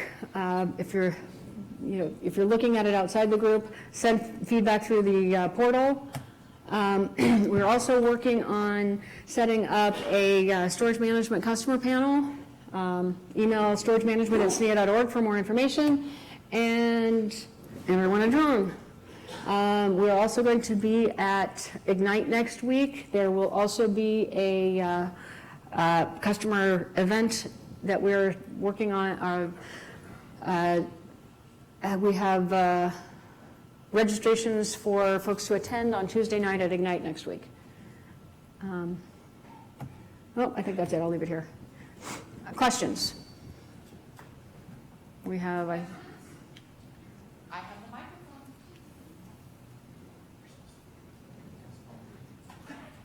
Yes. You talked about an implementation guide. Do you define there the border between redfish and swordfish? Yes. So a couple of things. One is with this first release, we've actually put out a specification and the beginning of a user's guide. So we decided to focus on the user's guide first, and we'll be putting out an implementation guide later. So the implementation guide targeted at the vendors, but focusing on the users and highlighting user interaction for the users first. What we put in the spec is actually focused on just the swordfish part, and refer back in the spec and refer everybody else to say that's the redfish part. What we actually expect to see from a client perspective and a user perspective is that the difference between swordfish and redfish should be completely transparent. And we actually have a station set up out here in the mezzanine, thank you, where we can actually walk you through a little bit and show you how, from a client perspective, that should be completely transparent when you're interacting with swordfish versus redfish. And then I can show you the pieces that are swordfish versus redfish there, but from a client perspective, you shouldn't be able to tell it all. The other thing that we're doing to make it completely transparent is we're actually posting the schemas. We have JSON and CSDL schemas. We're actually posting those on the DMTF website. So even when you're interacting there, you don't have to come to SNEA versus DMTF when you're building the system to get them. They'll all be in one spot. Any other questions? Oh, come on. How far does the drone go, at least?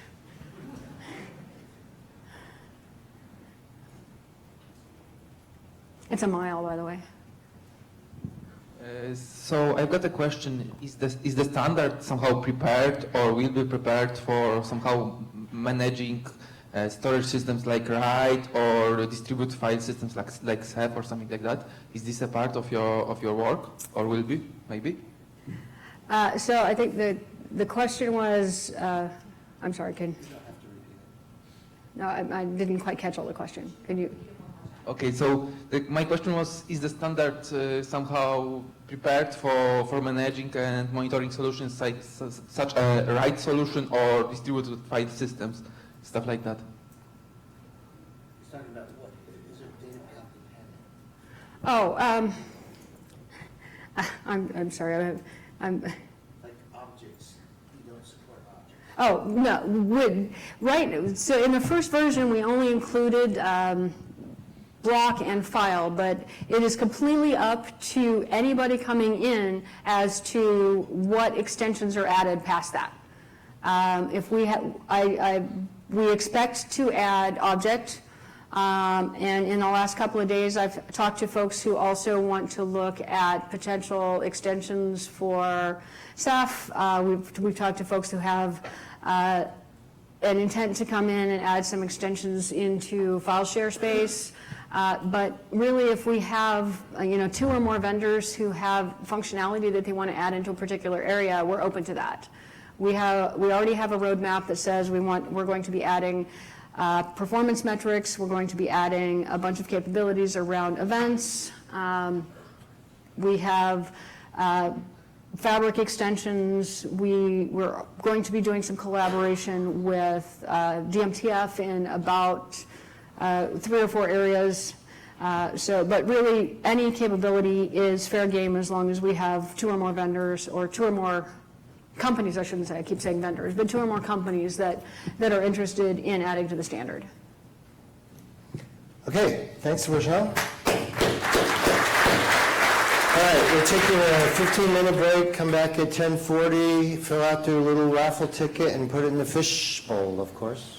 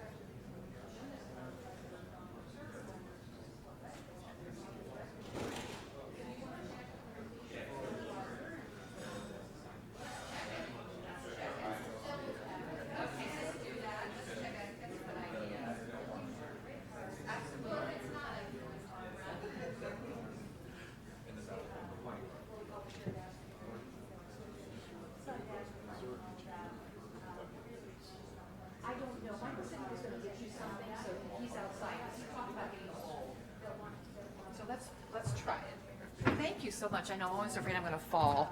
Let's see. We go on heels now. Yeah, so let's see.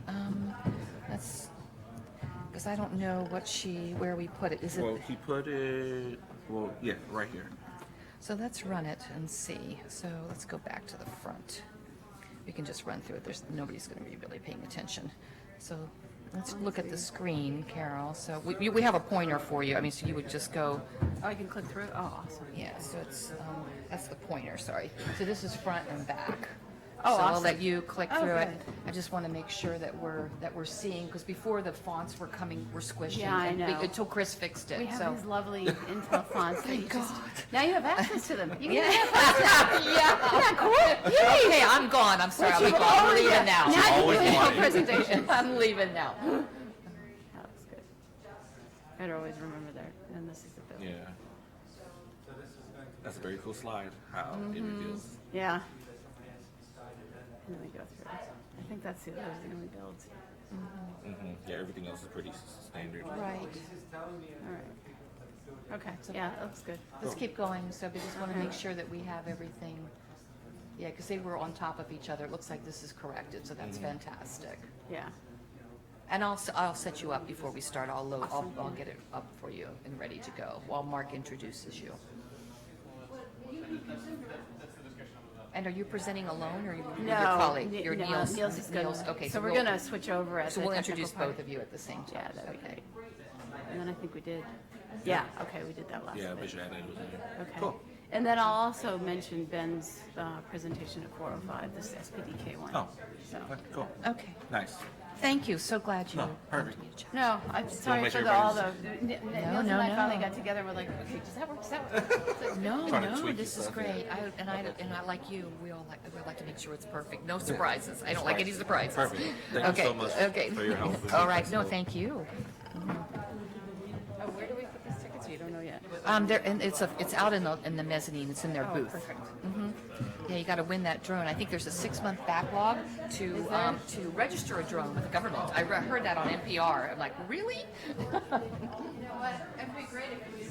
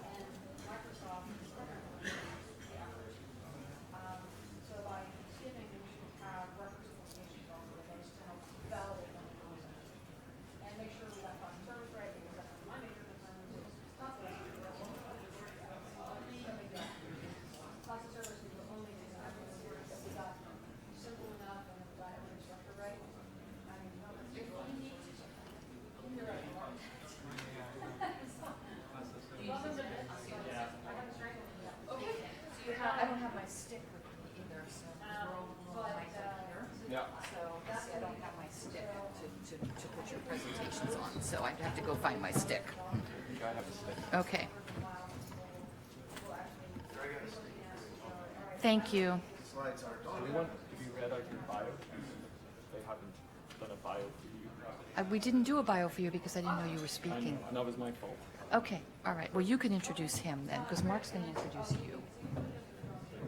You want to write a quick bio? You, weren't you in, you were on the earlier deck, weren't you? Your face was on the earlier deck. Yeah.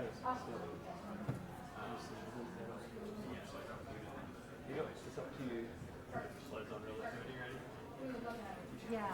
General or special? We have 3 minutes, so we're good. Tom tries to correct me. I'm like, don't talk to me about special relativity. Tom's like, but you lose that time on the way back. I'm like, no. So then we get into a discussion about general. I'm like, I got enough on my plate, man. Start arguing with you about general relativity. Thank you for agreeing. We already have it loaded, unless you're presenting a different deck than Carol. Yeah, Carol's is loaded, and she just reviewed it, so it should be good. I think we're good. Thank you. I'll mic you up in a few minutes. See if you have some time in the next few weeks to chat more about what jumped in Monday.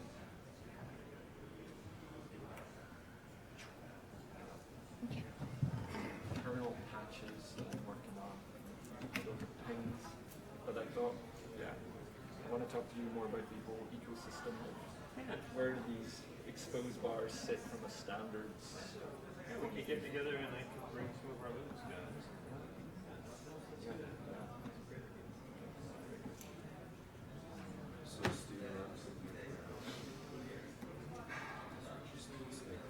Stay close to me.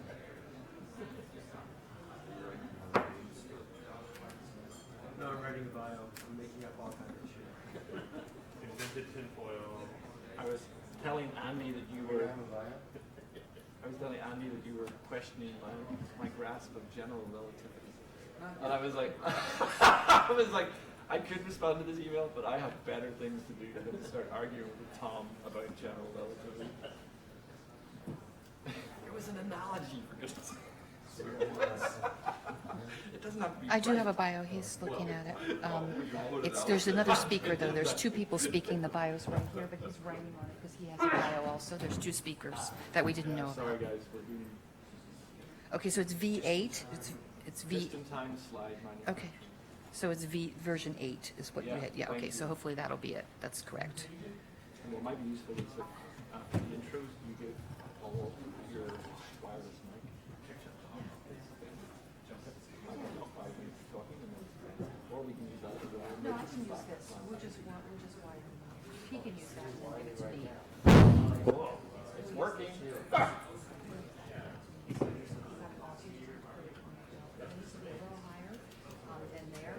More towards your face. There, on my nose. Up your nose. On my nose. That would work.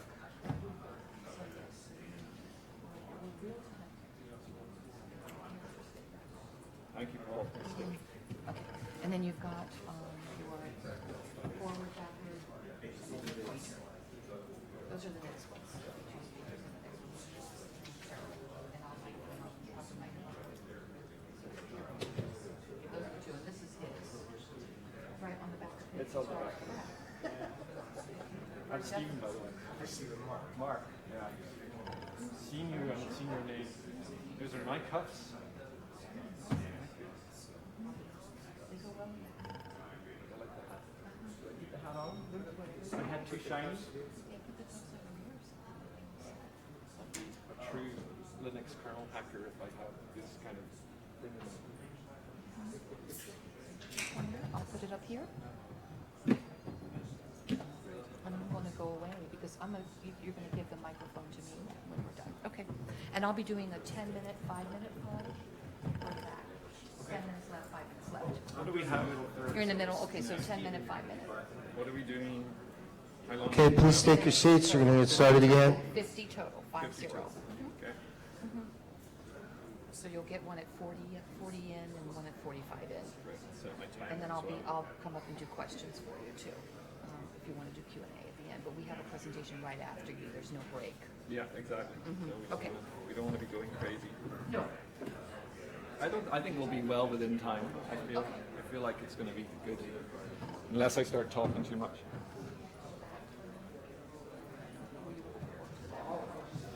Okay, and then I'll just come and get it.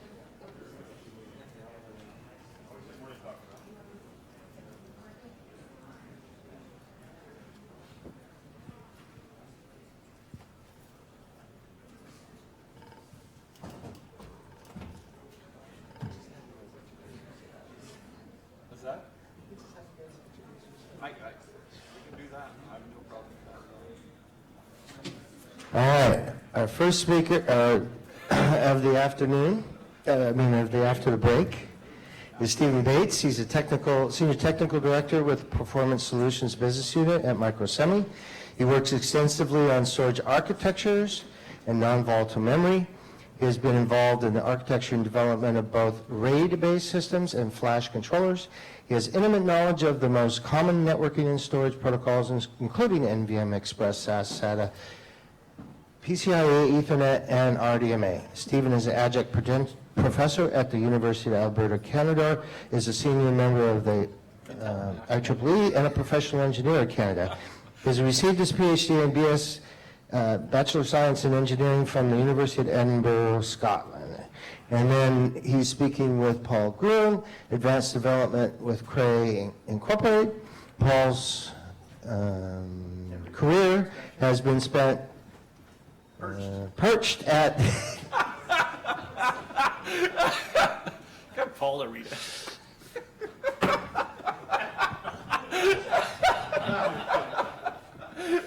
All right, well, he wanted to make fun of me is why. Has been spent perched at the intersection between storage and networks. Currently at Cray, Paul spent significant time at Intel working on advanced networks for enterprise and HPC. Paul played a key role in the development of the InfiniBand, remember that? InfiniBand architecture, and is currently serving as vice chair of the Open Fabrics Alliance. Please give these guys a hand. I hope everyone's got a lot of coffee. Morning, everyone. Thank you for coming. Thank you, Mark, for the awesome introduction. How many keywords can you get into an introduction? My name's Steve Bates. I'm very, very, very, very, very, very happy to be here. Very excited to talk on this topic. And I'm not alone. So I have the great pleasure of presenting today with Paul from Cray, and I should also acknowledge that there's a couple of other suspects who've been heavily involved in prepping this material, and that's Tom Talpe from Microsoft and Doug Voigt from HPE.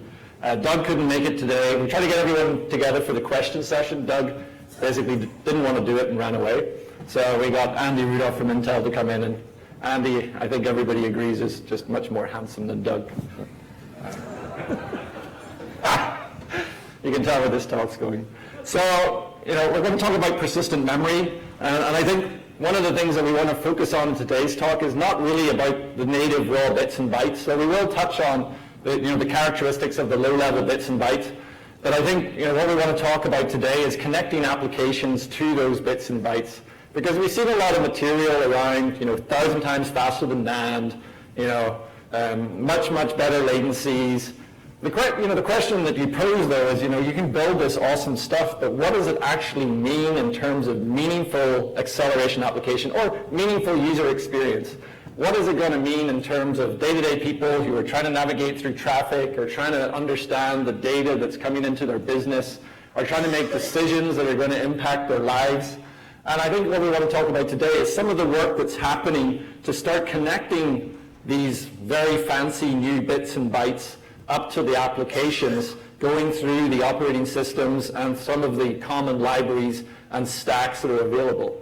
On top of that, we also want to talk a little about how do you connect to this persistent memory. Some of it's going to be expensive. Some of it's going to be in a form factor you may not want to put in every single server that's in your center, right? Maybe you need to share it from a pooled resource that's somewhere. So we maybe want to connect to it over some kind of network or fabric. And that's something that we've been doing an awful lot of work on. And Paul here is probably going to focus more on that side of things. So here's who we are. We are the suspects. And the first thing I'd like everybody to do in the room is to give themselves a big pat on the back, right? Because we have come a long way, baby, right? If I look at where we've come from a storage point of view, you know, the amounts of improvements that we've made in key metrics is phenomenal. And I love this picture. This is a picture, it's circa 1955, maybe 56. And this is an EVAC 350 IBM system that's getting shipped to a customer. This is a hard drive. This is one of the first commercially shipped hard drives. There's probably people in this room who know more about the history of this device than I do. But from what I can understand, this thing was about 5 megabytes of data, and it weighed about a ton. And in today's money, they were charging about $30,000 US a month to lease it. Okay? So 5 megabytes and a ton. Yesterday, I think it was yesterday, SanDisk announced a 1 terabyte SD card. That's 1 terabyte in about 2 grams, or about 1/10 of an ounce. So if you do the math on that, and I did, it's about 10 orders of magnitude improvement in bits per ounce, right? Which is a metric that nobody should ever use, but I'm going to use it here. So, you know, there's lots of other metrics that are associated with that. Probably how much data can I fit in a physical unit area? Very important for data, you know, data density. And obviously cost has also come down incredibly over the days, right? So we've come a very long way, baby, and we should congratulate ourselves from that. But today's talk is not about the past. It's not even about the present. It's really about where are we going. And where we're going is a world of persistent memory. So one of the first things I want to do is talk about what we think are some of the attributes that define persistent memory. Because we do have a little bit of a confusion right now around taxonomy, and I have a slide on taxonomy in just a second. But and maybe not everyone in the room will agree with what myself and the others are going to say here. But I think there's 3 main attributes that define a persistent memory. Right? The first one is low latency. Okay? And the reality is, if you don't care about latency, you shouldn't be using persistent memory technology. We have lots of ways of doing byte addressable access to things that, as long as you don't care about how long it takes, you can go do it, right? We mmap files all the time. Those files live on block devices. Those block devices are not byte addressable, but I can write byte addressable code. Okay? The operating system takes care of it all. It does all the crap that's in the way. And the reality is the performance sucks, but if you don't care about latency, then that's okay. We can solve that problem today. So you probably want to care about latency for persistent memory. And luckily, these memory technologies do have excellent latency numbers. Memory semantics, right? We have NAND flash today. It's not byte addressable, right? I cannot go and do a read, modify, write on flash. Believe it or not, it won't let you. You've got to erase the block to program the page. And that very simple statement creates many, many headaches for SSD firmware developers.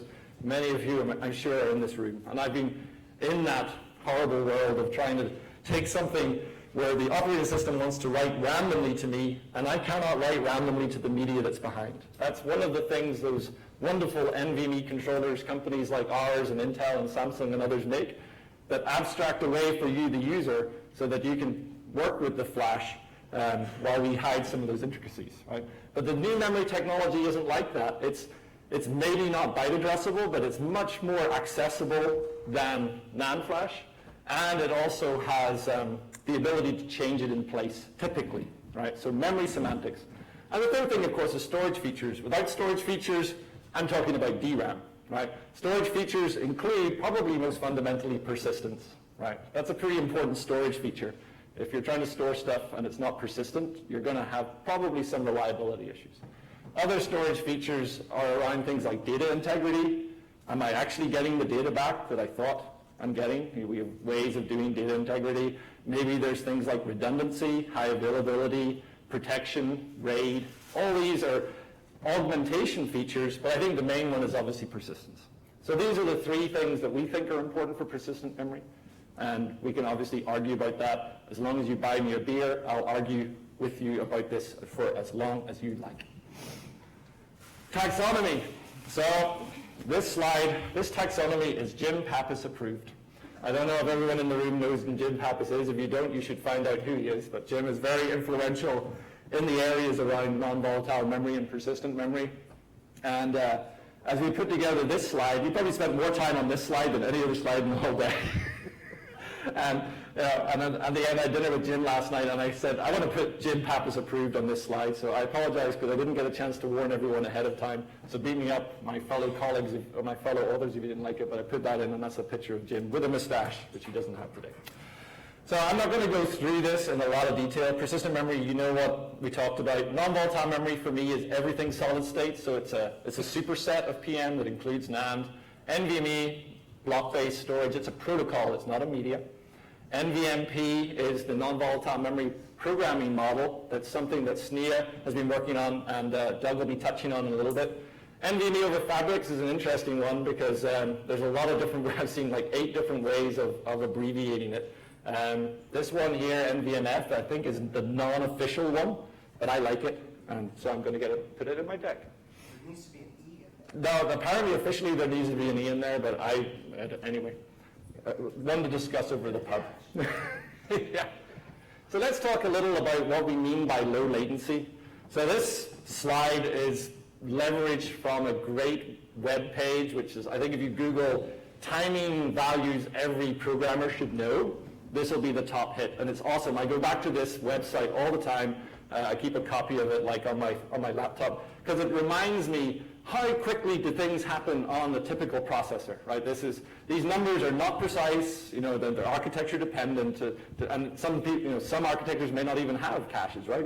But this gives you a rough idea of how quickly can I get at my data, assuming it's in a certain place on my CPU architecture. So it tells me, where time-wise do we live? L1 cache read, very, very, very quick, right? About half a nanosecond, roughly. And relatively, I call that 1. Okay, L2 cache, 7, and so on and so on. And you can see, interestingly, even DRAM relative to an L1 cache hit is pretty expensive, right? Now, sometimes your DRAM is going to do better than 100 nanoseconds, but sometimes it's going to do worse. There's a lot of things that are happening in the integrated memory controller, and a lot of things can be happening in the DRAM. There's even a quality of service thing. You're not going to get the same access time all the time. That's a quality of service issue, and that hits you all the way through the stack, right? And then we have an absolutely massive jump. We go from a relative of 200 to a relative of 20,000. And that's to go to not just an NVMe SSD, but an NVMe SSD that's built out of DRAM. So the backing mechanism of that NVMe SSD is pretty much not infinitely fast. It's incredibly fast, right? Much faster than NAND. The Optane products that have been announced by Intel with some public numbers that they've shown, they'll be around this place. They'll be around the 10 microseconds, the 20,000 ticks, right? And then if you go to NAND, which you're going to want to because NAND is an awful lot cheaper than DRAM, and it will probably be quite a bit cheaper than Optane or other next-gen memory products. It's another order of magnitude and some more on top. And then finally going to hard drives, we're up at the 1 million mark. So you can see that there's a gap there, and that gap, I think, is really what the applications want to take advantage of. There's a gap between the DRAM read at 200 and the NVMe DRAM read at 20,000. And I truly believe there will be new companies that are going to be ending up as big as Google's and Facebook's and whatever, because they'll be the companies that work out how do I monetize the persistent memory opportunity, right? And part of that is going to be happening because we basically turn on the ability for applications to be written that can take advantage of the persistent memory opportunity. So what are some of the pieces that everyone in this room has to work on to basically allow this PM opportunity to occur? Well, I'll get to that in a second. So in terms of where we are, this is where I think we are, right? We're crawling. I think when it comes to persistent memory, we've basically started down a path that I truly think will be incredibly transformative, and I think it's going to take us like 10, 15 years. I mean, look at the hard drive in 1955 and where we are today. Right? It takes time. NAND flash started back in the early 80s. Look where we are today, right? It takes time. It takes time for everything to evolve. I think we're at the beginning of something. I think it's going to be incredibly disruptive. I think it could be as disruptive as anything we've seen in computer architecture and storage environments for 20 years. And we have a lot of work to do to get to the point where we're flying. So again, something we can argue about over a beer, but I think we're kind of here. And then in terms of what's needed, I think we can break it down to what I call the PM jigsaw. So these are the parts that we need to work on, put together, in order to basically enable applications to take advantage of the PM opportunity. We have media and form factor. Of course, you need bits that are byte addressable and are incredibly low latency. And there are multiple memory companies on the planet and startups and foundries and others that are working on a variety of different techniques to get us memory with those particular attributes. Right? Optane is one that Intel and Micron have publicly announced. There are others, right? We have Xenon recently from Samsung. We have the MRAMs from the Everspins and Globals. There's many, many of them, right? We also have to package it in a form factor, right? Giving me raw memory die, it doesn't really help me if I'm a processor. I need to hang it off a bus. I need to have a protocol that communicates over that bus. Is that bus a cache coherent bus? Is it not? Is it PCIe? Is it not? These are things that we need to decide, and we need to standardize. Because if we don't standardize them, they're going to be niche. If they're niche, they're expensive. If they're expensive, you don't adopt it. If you don't adopt it, it's worthless, right? So we need to think about that. We need operating system support. Without operating system support, the applications can be written in weird and wonderful ways. If they can't communicate with the media, it's useless. So we need people at Microsoft, VMware, Linux, other operating systems. They need to be hooking the hardware to the application level software. Protocols and interconnect I've always touched on. And then another one we need is, and this is something that Andy has been doing some great work on at Intel and others have as well, is we need libraries and tool chains. If I'm writing application code, I'm writing Java, right? Or maybe C. There are a lot of people these days are writing Java, apparently, at the cool places, right? Or Go or whatever. All these languages I've known, they are not even aware of what they're running on, right? They are very abstracted from the underlying, right? They want to be able to do things like we do today with printf, right? If I do printf in a C program, I don't care if I'm on a VM, I don't care if I'm on an Intel, I don't care if I'm running Linux. I just know if I do a GCC, it's going to compile to the object code for that particular ISA and it's going to run. And there's a reason why, right? The operating system and standard library guys have worked together for many years to make sure there's a tool chain that's going to work for me, and it's going to work for me no matter what. We need the same thing for persistent memory. So that being said, now that I've introduced the components, Paul's going to take us through where they sit in the stack, and he's also going to talk about some of the parts of the stack, and I will be back in a little bit. Which button is which here? Forward is the one on the right. Okay. I'm not going to talk about the theory of general relativity, but I may say some things that sound a little unusual to you, so maybe that will be a good compromise. If we take those moving parts that Stephen talked about, the puzzle, and try to break it down a little bit into what the pieces are, you get a picture that sort of begins to start looking like this. When we talk about applications, I use the expression consumer more than application. It's the consumer of whatever the service is that's being provided, whether it's non-volatile memory or whether it's persistent memory or whatever it is. And that includes user space applications, it also includes kernel applications, and it also includes, importantly, the category of communications middleware like MPI libraries, for example. Below that, there's a set of protocols and interconnects, which I sort of lump together and call APIs. And this is the first of the number of places where I'm going to say something that may be a little unusual to you, in that the emphasis on APIs. I mean, the reason I do that is because very often an API is assumed to be associated directly with a particular wire. So often it's the case that a wire is developed and an API is put on top of that wire and it's delivered to the consumer for its use. What we're doing in the Open Fabrics Alliance here is taking a little bit different point of view. We're starting from the consumer, working our way down to finding an API with the hope that a wire emerges beneath it that meets the needs of the API. So I'm going to harp on that just a little bit.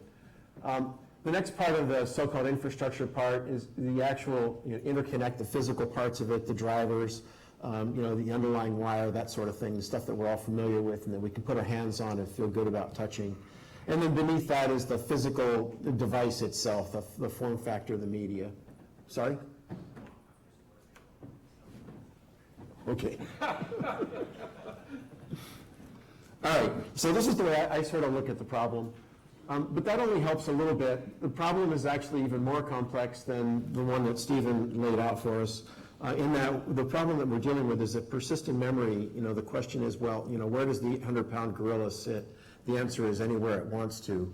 And that's the case with persistent memory as well. It can be attached locally via a memory bus of some sort. It can be attached via an I/O bus. Or importantly, it can be attached via a fabric. That's where my particular interests lie in the fabric world. So I'm going to talk about that just a little bit. But it leads for sort of a complex problem, and the problem is exacerbated somewhat, boy, there's a big word, exacerbated somewhat by the fact that these interconnects in some cases are controlled by the platform that the device runs on. So not all of these are standard ports, if you will, or I/O ports. Some of them, so that we have a sort of a multi-dimensional complex problem we have to deal with here. So take that other picture that I showed a minute ago, and what do engineers do best? We break problems down into smaller bite-sized chunks, and then we find ways to attack those chunks kind of in pieces. And that's what this picture really here is all about. At the top, the consumer layer, there's lots of work going on here. SNEA is obviously deep into this with the programming model working group and other areas there. And there's lots of things going on in the OSV world and other places, storage developers and so on, people that consume storage services or persistent memory services in this case. Below that is the API, and again, this is where I'm going to harp on this just a little bit. The important part about this is that the API is what exports the function that the consumer itself can access to take advantage of the service that's offered by the device, whether it's, again, persistent memory or some other form of storage. So the API turns out to play a sort of a key role here, maybe more key than has been the case in the past. And the key players here, I'm going to mention the Open Fabrics Alliance. And the reason I'm going to pick on that one is because of that group of people there that are thinking about APIs. And by the way, there are others beyond this. But the Open Fabrics Alliance is the only one that thinks about, at least as far as I know, thinks about APIs purely from a consumer perspective. It says, we're not tied to a wire in particular.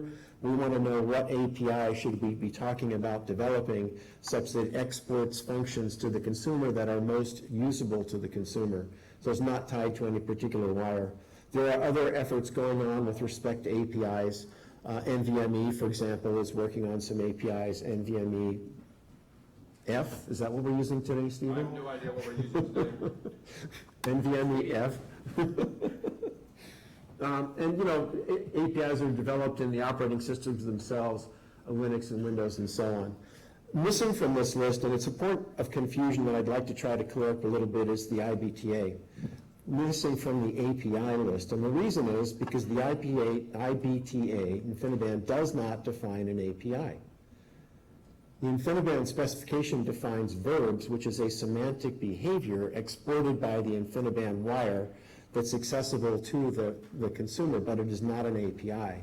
The verbs version of the API version of the verbs is developed and supported by the Open Fabrics Alliance. That's a source of confusion that comes up quite often. So I just wanted to touch on that. Next layer down at the infrastructure layer, 3 different flavors of infrastructure we need to talk about. One is networks, the other is I/O buses, and the third is memory buses of some sort. And the key players here, I've listed, again, not all of them, but the ones that seem to have the most airtime these days, the IETF, the IBTA, PCIe, SIG, the OS from the perspective that they develop drivers and so on. But these are the heavy hitters that are talking about the physical characteristics of the underlying wire itself. And at the very bottom are the vendors and JEDEC, people who are actually developing physical devices that you can put your fingers on and play with. So for me, it starts at the top, works its way down, and the whole point behind this slide was just to say that there's really 2 different kinds, clear distinctions, at least in my mind, of consumers of non-volatile memory. And I think this is becoming clear, but I think it kind of bears harping on just a little bit, that there really are 2 different use cases. So there's a lot of people who try to characterize different flavors of NVM by, the performance characteristics of the device or something like the access method or something like that. I tend to characterize them by the use case. So in the one case on the left is the well-known case where the storage device, you're accessing it as a storage device, using sort of well-known, POSIX-style access methods to access that non-volatile device. Sometimes we call this I/O, sometimes it's referred to as block, I don't know, there's different ways to think about it. The other is a more emerging category where there's an application that's actually accessing it as memory, where it does what I would call memory semantics. It reads and writes, loads and stores. And somehow those two different use cases want to be able to access all of the 4 cases I described before, which are NVM devices attached to a local device, a local I/O bus, attached to a memory bus, or the 2 use cases attached to a fabric, those 2 use cases being remote storage and remote memory. So this is a picture that Doug contributed, so I'm going to put my Doug Voigt hat on and try to do justice to it, which I'll fail miserably at, but you get the point. This is the work that the SNIA programming model twig is doing right now. Really what we've got is the programming model itself really describes from an application perspective what functions and features he should expect to be able to see from an NVM device and how to go about accessing them. That's kind of a big picture takeaway from this drawing here. I like it, again, because it focuses more on the consumer and how the consumer accesses the device and uses it, and less on the low-level plumbing and the details of what's going on under the covers.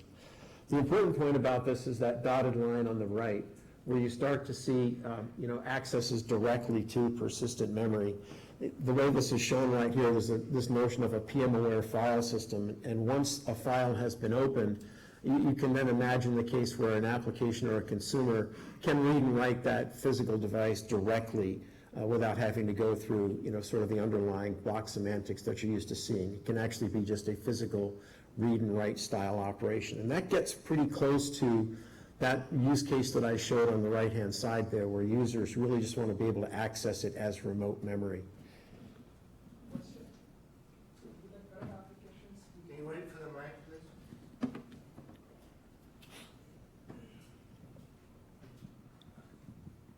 So in the model being proposed here, will the current applications need to be rewritten to take advantage of the persistent memory technology? Yes, to some extent, I think that's true. The complexity turns out to be, one of the notes that Doug gave me about this as well. It seems pretty straightforward, you read and write memory, but there is, in fact, complexity that's introduced by the fact that the fundamental characteristics of the device are different, namely it's persistent. So you have to somehow convey to the consumer or the application this notion that you have to tell me something about when you want that data committed to non-volatile memory. So there is some impact. It's not zero at all. Okay, this is a stack that we've been talking about in the Open Fabrics Alliance. There's a lot of plumbing there in that box labeled APIs, and I didn't want to try to take us through all of that because it's kind of a long conversation. But the message here really is that, again, just to drive home this point, that what the API does is it exports the features available of a given device over a particular interconnect, exports that upward to a consumer.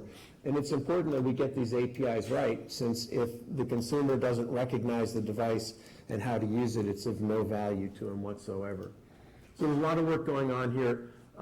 Accessing existing known wires like InfiniBand or iWarp or Rocky or so on is done today through K-verbs.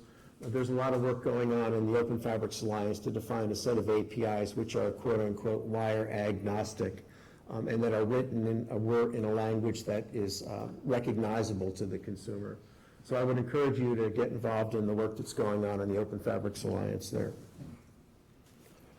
Okay, last point before I'm going to drag Stephen back up here. Working my way back down through the stack again. So we talked about the consumer a little bit. We talked about the APIs a little bit, which is where there's a lot of work going on. There's some corresponding work on the wire itself, the fabric semantics themselves that are implied by the new definitions of the APIs that are emerging. And that is work that's going on right now in, for example, the IBTA. They're talking about what do we have to change in terms of on-the-wire protocols in order to support the kind of behaviors that you expect to see from a non-volatile device. And we can see that work going on not only in the IBTA, but it's also being talked about in the IETF and some other places. So, you put it together, we've got, NVMe over RDMA today. That would be NVMe F, is that word? OF? You know what I'm talking about, NVMe over fabrics.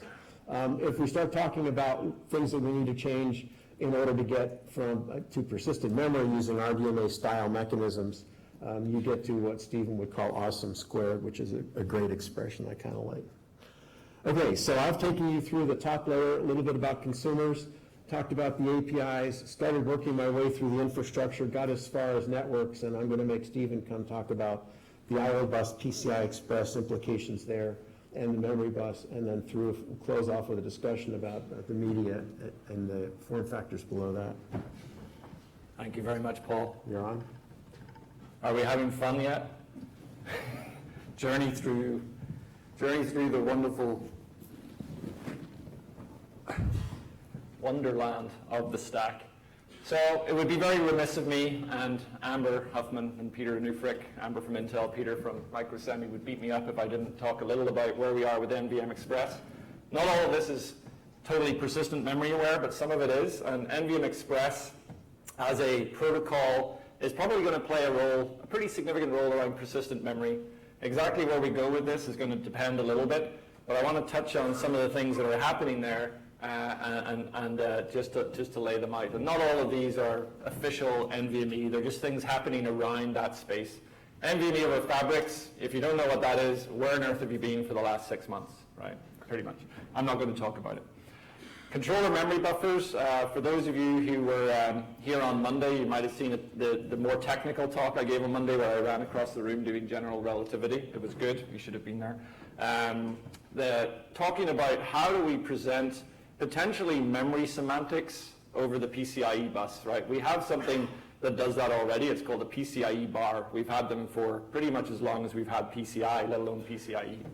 But can we make them persistent? And if we do, what do we get? Well, we kind of get an NVDIMN on the PCIe bus. Is that interesting? Maybe it's not. Maybe it is. Something to kind of tease out a little bit. And that's something that some of us are doing. And if you're interested in learning more, come and chat to me a little later or ping me on email.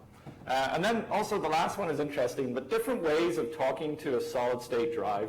So NVMe today is defined using LBAs, right? So regardless of what's behind the controller, regardless of the media, it doesn't matter if it's DRAM, NAND, Optane, ZNAND, blah, blah, it presents to the host as a device that consists of a large number of LBAs. You format the drive for 4K or 512 or whatever it supports, and it says, I got 1 billion of these. Now, when you write to me, just tell me, you know, which LBAs you want to write to and give me a pointer to somewhere in memory and I can DMA in the data and I'll put it at those LBAs and later when you read back, okay? Now that's a block device, right? It's based on logical block addresses. We do that with other protocols like SCSI, right? But maybe there's other ways of talking to these devices that are still over PCIe, but maybe they're key value store. Maybe I say I want to put an object. Interesting, but you know, objects don't have fixed sizes. That's a bit of a problem. It's still an interesting problem, maybe one to tease out a little bit. Another one is to think about, well, what happens if I expose something that's more like the underlying media? What about if I say, hey, I'm not a block device, I'm a NAND device, and I got a lot of NAND behind me. I've got this much NAND, and the NAND has this page size and this block size, and you can erase the blocks and you can program the pages. Maybe that's an API, right? There's actually, I won't say standard, but there's actually quite a bit of work around something called light NVM. If you don't know what it is, go look it up. Open channel SSDs. Some very good work being done there. And it's kind of interesting. Again, I'm not going to sit down here and say it's right or wrong. That's a problem that maybe needs some of us to go take a look at, tease out, and see what comes out of it. So moving on to the media. You know, again, don't want to spend too much time on this today, but there's a lot of interesting memory coming from the taxonomy point of view. Like I said, I think NVM is a superset. See, Jim is now going to go, that's it. That's why we don't call it NVM, because you cannot help putting an E on the end. And I just goddamn did it. Right? So NVM is basically all the solid state memory types, right? So everything that's there. Persistent memory is the stuff that's lower latency and byte addressable. So PM is a subset of NVM. And that includes things that are what I call DRAM drop-in. They're so fast, you could just pull DRAM out, put this stuff in, and the system will just run. It meets all the DDR spec timing requirements, right? The stuff that's not quite that fast is stuff that I kind of termed storage class memory. So it's still pretty fast, it's still persistent, but maybe it's not quite fast enough that it could just drop in where DRAM is today and have no noticeable impact in performance, right? The DRAM drop-in is a memory type interface probably. The NAND is obviously a block interface to the memory. And then the storage class is somewhere in between. These different memory technologies are all maturing at different rates. Everyone has their favorites. Some will come to market soon. Some will come to market later. I'm not going to stand here and tell you which ones are better, okay? That's something that we all need to go figure out and work out what we can do with them. Form factors are very important. SNE has done some really good work here trying to clean up some of the categories, especially in the NVDIMM area. So now we have categories of NVDIMM, and we're trying to educate the industry around the taxonomy here. So we have NVDIMM-Ns, which are basically DRAM devices, but they have some kind of power hold mechanism, maybe a supercap or some kind of battery, and they typically tend to have a flash backing store, right? Another potential for NVDIMM is something like the spin torque MRAMs of the world, and one of these pictures, the larger picture in that NVDIMM end corner, is something called Contudo, which is an IBM project for Power 8, Power 9 processors, where they hang essentially DIMMs off the memory bus chip that they have, the Centaur, for those of you who are familiar with it. NVDIMM-P is really still a DIMM form factor, but it doesn't use DRAM or things that are as fast as DRAM. It has to have some kind of controller in between, and it basically presents something to the DDR interface. But obviously, if whatever is behind that controller is not particularly fast, there are repercussions for the system. You might go, I want some data, but you're not going to get it in DRAM kind of times, and that has impacts on the system. I'm kind of working out what to do there. We have NVMe drives that are built out of not NAND. Anyone here who's an engineer? Not NAND is AND, so they're AND NVMe drives. That's my Boolean joke of the day. Thank you very much. Walks off the stage. So AND NVMe SSDs. You know, we Microsemi, I did it. We have a product that's DRAM backed, so it's very, very fast. It's quite expensive per gigabyte because it's DRAM. But as a research tool for understanding low latency NVMe devices, it's been absolutely awesome. And we've been using that in the kernel community for Linux to work out how do we get faster performance out of the NVMe driver, for example. And then also just kind of helping to understand some of the things we might want to do in the block layer. Obviously, Optane is publicly announced. It's an Intel product coming to market that uses the cross-point memory instead of NAND, and it will also get very, very good performance. Right? Not quite as good as the DRAM, though. And NAND NVMe was probably about the same, actually, but I didn't get into that.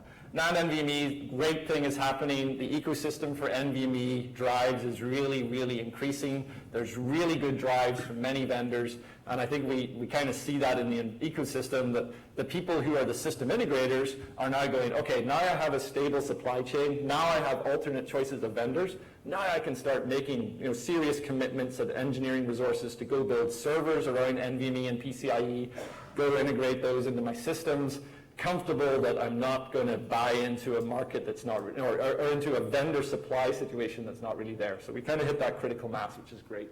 Form factors are very important. On the PCIe side, we have the U.2 form factor, the 2.5-inch for PCIe drives. Very nice form factor, good connector, potentially hot swappable. That's really, really good for front-loaded storage systems where you may have to pop drives out, put them in, and so forth. And there's some good power, the power supply available to do that. So that's kind of useful. I'm not going to go through all this, but this kind of summarizes like what we think in terms of the form factors, what they're good for, and what they're bad for. The one point I want to take away from this slide is form factor impacts features. On the tagline, the only tagline to remember from this slide is there's no DMA engines on a DIMM, right? So DIMMs are great, they're memory, they're really close to the CPU, but they don't have a DMA engine. I had an awesome slide about DMA. It was awesome, right? But we don't have time to go through it. But basically, a DMA is like having a slave. It's like having a personal slave or a butler. Because basically what happens is you go, I'm going to go play golf. Slave, go do something really menial, like move data. And when you're done, give me a call. I'll come back and I'll find out what the data was, right? You don't have your very expensive instruction set architecture-based processor just doing loads and stores. Right? It can go do something else like play golf or crunch numbers for you to generate revenue. So, is that? Are we done? Oh, we're out of time. Really? Oh, I'm sorry. I thought we had more time. Is it 11:20? Oh, I thought we had 50 minutes. All right, we're done. Call to arms. A lot of work to do. What we have to do is not Sisyphean. It's never going to end. It's Herculean. I invite everybody to put in their best efforts to address some of those pieces. I'm sorry, we completely mistimed it.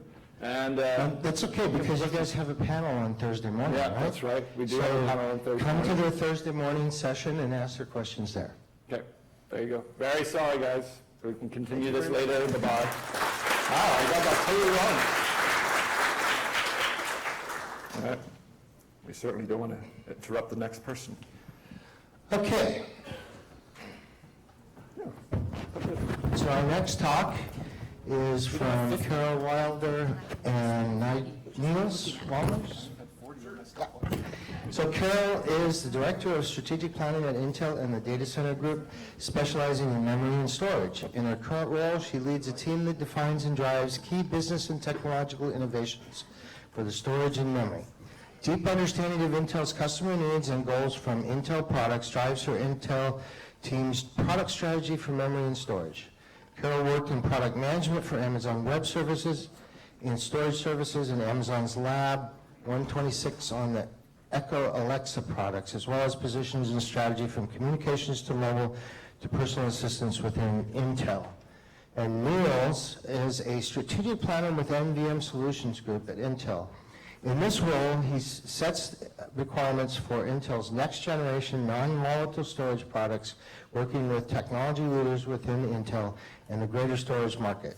Niels works with various solid-state media types and numerous storage protocols, including NVMe, PCIe, RDMA, and Ethernet, designing solutions for enterprise storage and cloud storage vendors.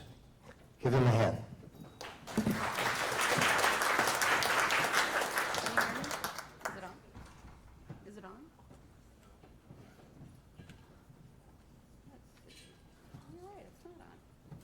That should be better. Yay. So I have the two unenviable tasks. One, following Stephen Bates, number one. And number two, I'm holding you from lunch. So let's see how we can do. So we're going to kind of talk broad about the future of the data center first. And then we're going to go deep. And we're going to talk about that thing called NVMe over fabrics. There's my legal. Hello. We wouldn't be Intel without having some legal. So what we're looking at right now is that there's a lot of demands on the data center. Data is everywhere. Data is exploding. I think everybody knows that here. It was interesting when I was at Amazon because we had a huge amount of data that we had to process on a daily basis, and I had to draw from, and it really brought it home to me in that particular positions that I was in. But the really interesting part is before, like 5 years, 10 years ago, most people had basically these monolithic storage networks, and then the cloud came. And they have this huge amount of public cloud that's available. And now what we're finding, and I think everybody sees this, is we're seeing this hybrid cloud area completely transform how people are looking at services, end user or customer services, and how can they make the most of their total cost in order to benefit from both public, private, and then hybrid. And it's giving users and companies a lot of choices and strategies in order to transform their businesses and meet higher and higher business objectives. So again, traditional storage, cloud storage, where the end user and business needs are seamlessly accessing data from any device at any time with the latencies that customers are expecting. I think yesterday I saw some report that Google came out and said people, if they can't download something within 3 seconds or access something within 3 seconds, they consider it a big fail. And they will just absolutely not use that service. And this is exactly, obviously there's a lot of components to the delivery of that, but part of it is basically maximizing the amount of storage and also the benefits of storage, and that between cloud and traditional. We've seen with customers a real modernization journey, and it's continuing. We're part of the conversation, as I believe all of everybody in the room is part of the conversation. So the first part of the conversation was, you know, I've got these disk drives, and now I've got SSDs. And now I'm going and having faster SSDs and lower latencies, higher throughputs. The basic storage intelligence hasn't changed. Those are still moving forward with SSDs. Performance is increasing, and there's new storage arrays. So there's hybrid arrays and all flash. Then we see customers moving to automation. Am I going to do a scale-up architecture? Do I do a scale-out architecture? Am I hyper-converged?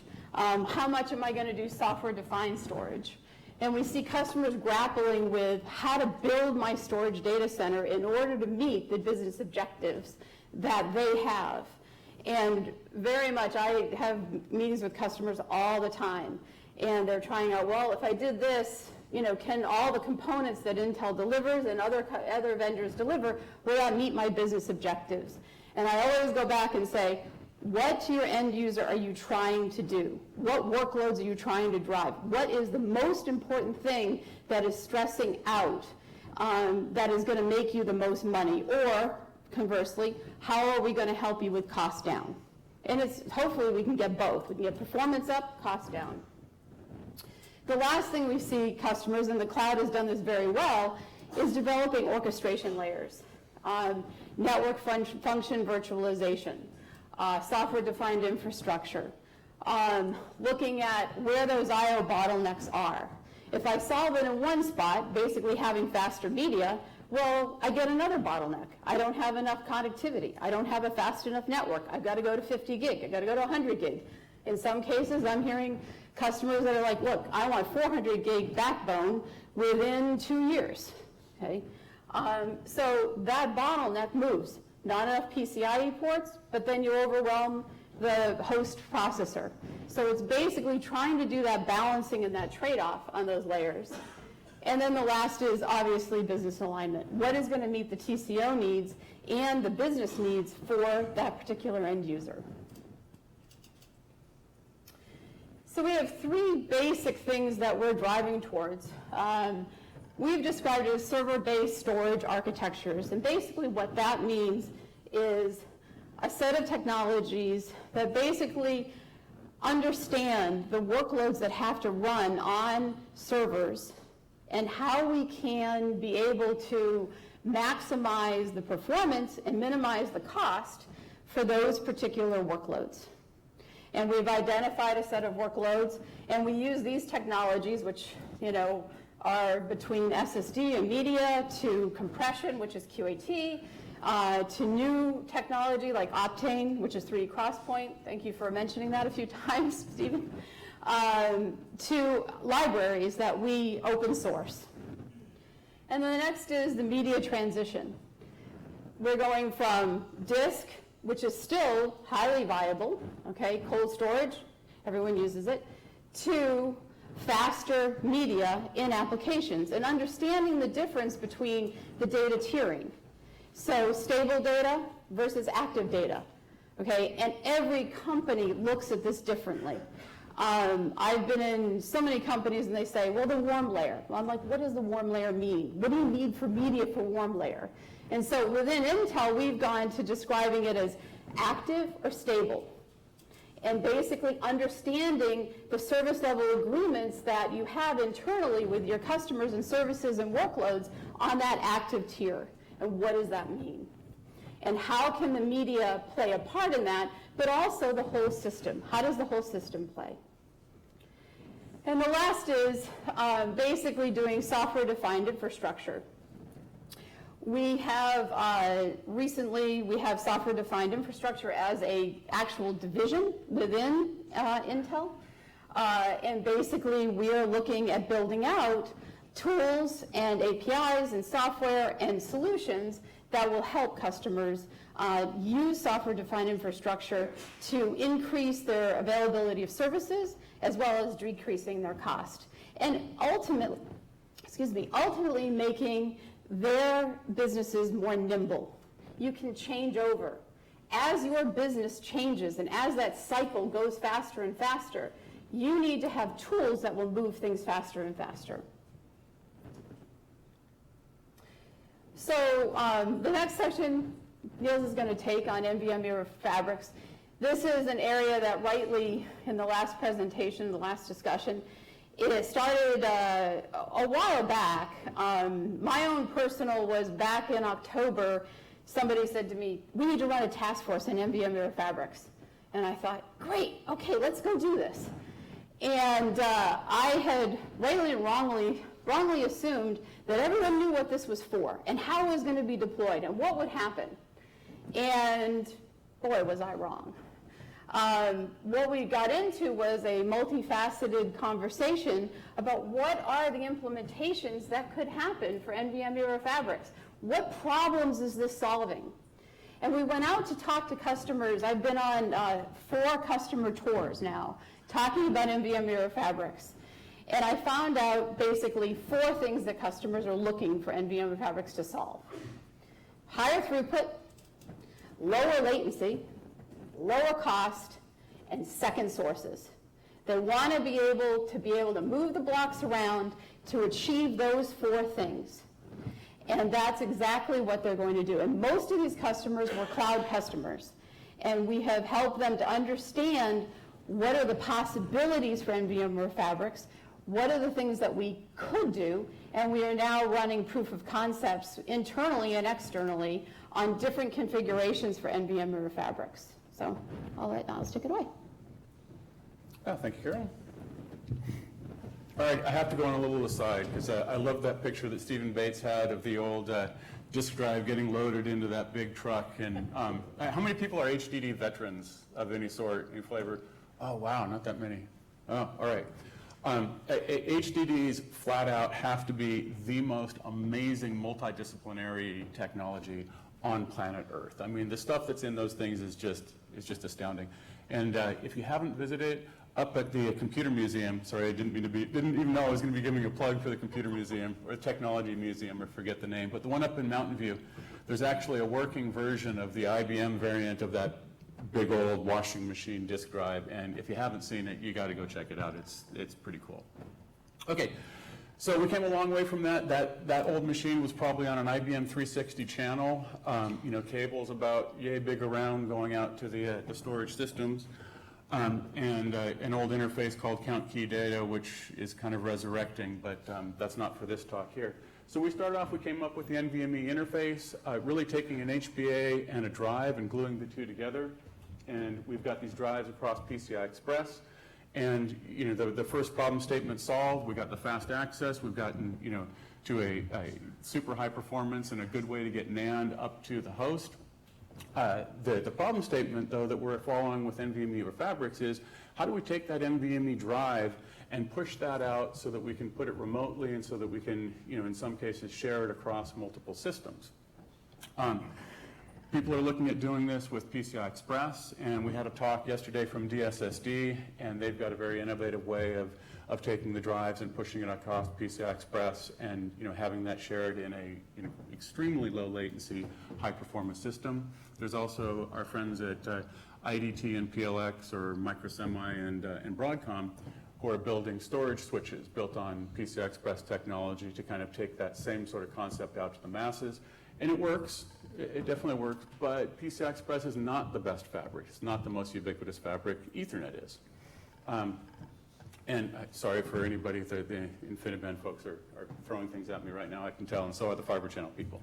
So I'll back up a little bit and say, we want to take NVMe drives, we want to push them out so they can be accessed remotely, and do it in a way that can be mixed and matched by customers and by vendors. So that's what we're doing here, and you see in the picture, we have the host software. It's the same base software for accessing a local drive. Instead of having the local drive, we move over, so if we've got a laser pointer, into the channel on the left. we move from a PCI Express-based driver to a Fabrics driver, across a data center fabric to an NVM storage system, a remote NVM storage system, and that storage system presents one or more NVMe drives. The protocol is designed to be flexible enough to fit over a lot of different fabrics. We've got Ethernet over iWarp and Rocky, InfiniBand, Intel OmniPath, also a fiber channel variant, and in the future, the next generations of fabrics. The intent is to have NVMe over fabrics run across all of those. Similar to what NVMe delivers, very low latency access to the storage and a very low overhead access to storage, NVMe over fabrics also delivers a low access to a remote storage. Okay, where are we at in the ecosystem? We had an industry-wide organization that was working on this, a dozen or so companies for about 18 months. The first version of the standard, the 1.0, was released on June 6th, and that's downloadable, sorry about that, in the blue text, the blue on blue that you can't read, but nvmeexpress.org, you can find the standard for NVMe over fabrics. Linux kernel host and target drivers are available. Those can be downloaded today. And then at Intel, we have our software performance development kit, where we've taken the drivers and pulled them into user space and also built the bridge functionality that is required between NVMe over fabrics and NVMe drives on the target side. And I'll get into that in just a couple slides or so. Okay, and that's also, the SBDK is also open sourced and available on GitHub. Okay, so again, problem statement on NVMe Express over fabrics, NVMe over fabrics. Take an NVMe drive, push it across to remote storage, and try to reuse as much as possible. So the majority of NVMe is leveraged for this. The host interface is the same, NVMe subsystems, the commands, the queuing model, the registry properties, power states, asynchronous events, the additional features like reservations, all of that is leveraged wholesale over at NVMe over fabrics. And it allows you use of the common NVMe host software and also common NVMe drives on both sides of the fabric. The primary differences are in discovery and the queuing mechanisms. In this little chart here is intended to show the differences. If we look at the identifier, in a PCI Express-based drive, it's a bus device function number. Your classic PCI Express way of accessing a function on a PCI Express bus. In fabrics, it's an NVMe qualified name. For discovery, we do bus enumeration over PCI Express, over NVMe over fabrics. There's a discovery controller and a discovery protocol, and I'll lightly touch on that. Queuing, in PCI Express, it's memory-based. You have a memory model of the queue, and the drive is pulling over the queue entries, and the host software is refilling them for the submission queue, reverse for the completion queue. In fabrics, it's message-based or packetized, or in the NVMe over fabrics nomenclature, it's a capsule that are transferred back and forth in the fabrics. And I just noticed Bill Martin standing here in front of me, so he's going to tell me everything I said that's incorrect about the standard. Data transfers, PRPs and SGLs can be used. Either mechanism can be used in NVMe Express, in NVMe over fabrics. No PRPs, just SGLs, and then adding in the R key for following the RDMA methodology for accessing memory. Okay, so what does a capsule look like? There's two major capsules. There's a command capsule, and the command capsule has the NVMe SQE, followed by data or an SGL, and also metadata if you have metadata that you're transferring in the command. So this is, sorry, my SCSI roots, but the immediate data concept is passed over into NVMe over fabric. So if you have small IOs, you can have the SQE and the data following along with it, and just immediately send that out, one push command from the host out to the server. The response capsule, similar sort of configuration. There's a CQE entry, which is the exact NVMe-defined CQE, and then data following that, and off you go. For small transfers, that's all that's needed. For larger transfers, the SGL is passed across, and then RDMA reads and writes are used initiated from the target side to complete the I/O. And then finally a CQE at the end. That's basic data transfer. Here's sort of a pictorial representation of the same thing. Shows sort of where the queues are and what capsules are passing across. We start over on the left where an NVMe command capsule is created. It's pushed across the fabric, and then it lands on an SQ in the NVMe controller on the target side. Data is pulled from one or more namespaces, and this is shown here with just namespaces, but you could also have one or more NVMe SSDs hanging off of the subsystem on the far side. The NVMe response capsule is created, and that's pushed across and lands in a completion queue on the host side. And then, as I said previously, if it is a larger transfer, RDMA reads and writes are deployed to transfer the data back and forth. Okay? So discovery and initial creation, that is new. We're not doing bus enumeration because that's PCI Express. So how does that map on, or how do we map the NVMe over fabrics on top of a fabric? The first part is transport dependent, and you set up a connection between the host and the target, the host and the server, and that's dependent on whether you're a fiber channel, RDMA, Rocky, whatever it happens to be. That's transport dependent. Once that's complete, you issue a connect command and response to the admin queue on the discovery controller. And there's a sort of special entity, a discovery controller that's supported by the NVM subsystem on the remote side.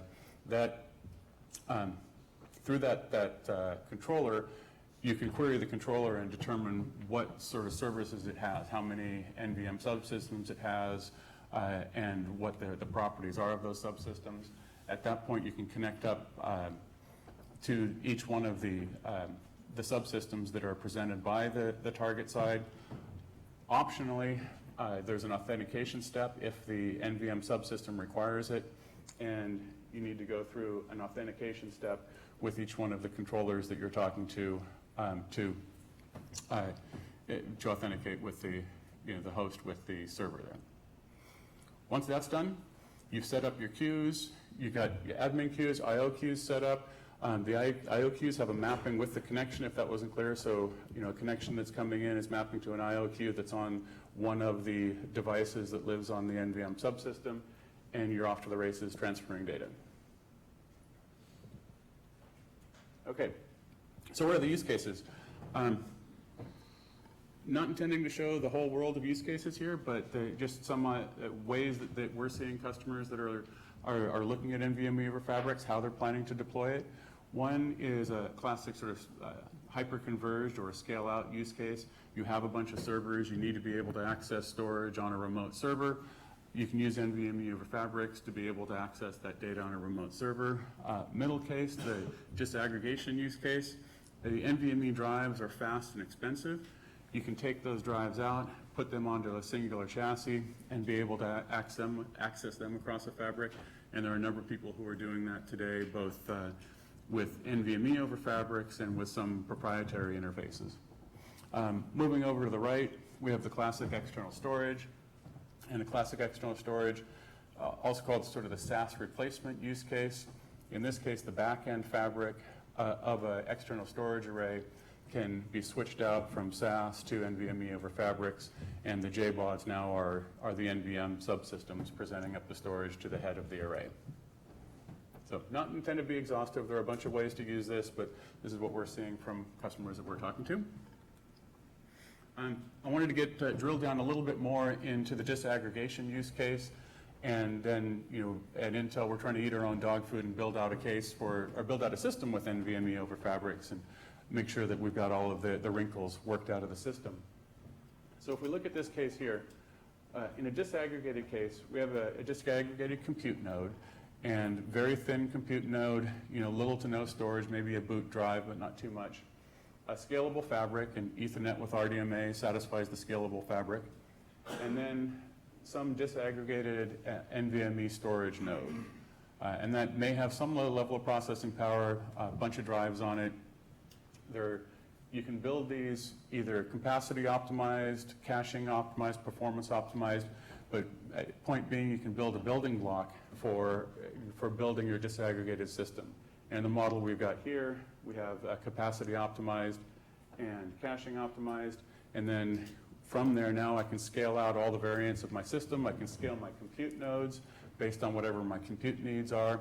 I can scale the fabric for whatever the requirements are for the fabric, and then I can independently scale out my storage, whether it's capacity optimized, performance optimized, et cetera. And going down just the next little step on what does one of these disaggregated boxes look like, nomenclature that I'm starting to use on this is we've introduced a concept of a smart JBOD. And we have some customers that are working on concepts like this, where you have a large quantity of drives, but you also have a fairly high-end processor, a fairly beefy processor with those drives. And in this, you have the NVMe over fabrics, the NICs coming in to the compute engines. And what's shown here, by the way, is a dual-ported use case, but there's no direct requirement that we have a highly redundant dual-port use case with NVMe over fabrics. You just wipe out half of that, and you have a single-ported, half-redundant system, or not redundant. So in this scenario, you have a processor, you have your NICs. The processor is running something like an SPDK, Intel SPDK, that performs the target function of NVMe over fabrics and the bridging function to the drives. You can also add in secret sauce in this case. You can add in RAID functions, you could add in compression, you can add in some level of storage services, and present that up to higher levels in the system. Also growing now, and probably going to be increasing quite a bit, are the bridge-based designs, or sort of simple JBODs. And this is closer to our classic JBOD, where you've got an FPGA, ASIC, or sometimes implemented on an RNIC, a device that does both the NVMe over fabrics termination and then also the bridge function to NVMe, but not too much more than that. So these are going to have the higher performance, also have the lower power, but probably less flexible and less of the higher level services. One that we're working on, at Intel, we're building up a Ceph cluster, and we have a large stack, a disaggregated Ceph cluster. So we have a large stack of servers that are supporting the Ceph object store with the Blue Store interface down to NVMe, and then across the fabric to some of our caching and performance and capacity optimized storage blocks, or NVMe subsystems. Okay, and with that, I will pass it back to Carol to wrap everything up. Cool, thanks. Oh, thank you. So on the NVMe over fabrics, we're having a lot of conversations with customers trying to understand different implementation strategies, different really functional and non-functional goals of what people are trying to achieve, and also put in place in items like SPDK and other elements, support for NVMe over fabrics to support the goals of our customers. Ultimately, what we see as storage moving to is basically seamless data across clouds, whether that's private cloud, public cloud, or even within the enterprise, which is sort of a cloud in itself, and basically be able to present data and services in a seamless way. Accelerate, optimize, enable, those are basically the things that we're trying to drive with NVMe over fabrics and other storage initiatives that we have moving along. One of them is called Storage Builders that we started last year that I think a lot of people are part of and has been highly successful. In fact, I think a lot of the personnel are outside in the mezzanine, so if you have any questions about that or anything, you can also stop by and see them. invest, embrace, align. We believe in these three messages to basically move storage to the next generation and help companies modernize their strategies. So tonight we have a networking reception. You're all invited at the Bayshore Room from 6 to 8. So we hope to see you there and we can continue the discussion. Any questions? I know, we're holding off from lunch. Well, we don't want to actually let these people all line up for 10 minutes, so we're going to encourage some questions. So, any questions? SW? No? Where's the Bayshore Room? thank you. Take a left and keep going. You get to the parking lot, you went too far. No questions. All right. I All guess right, we thank covered you. it all. Thanks, guys.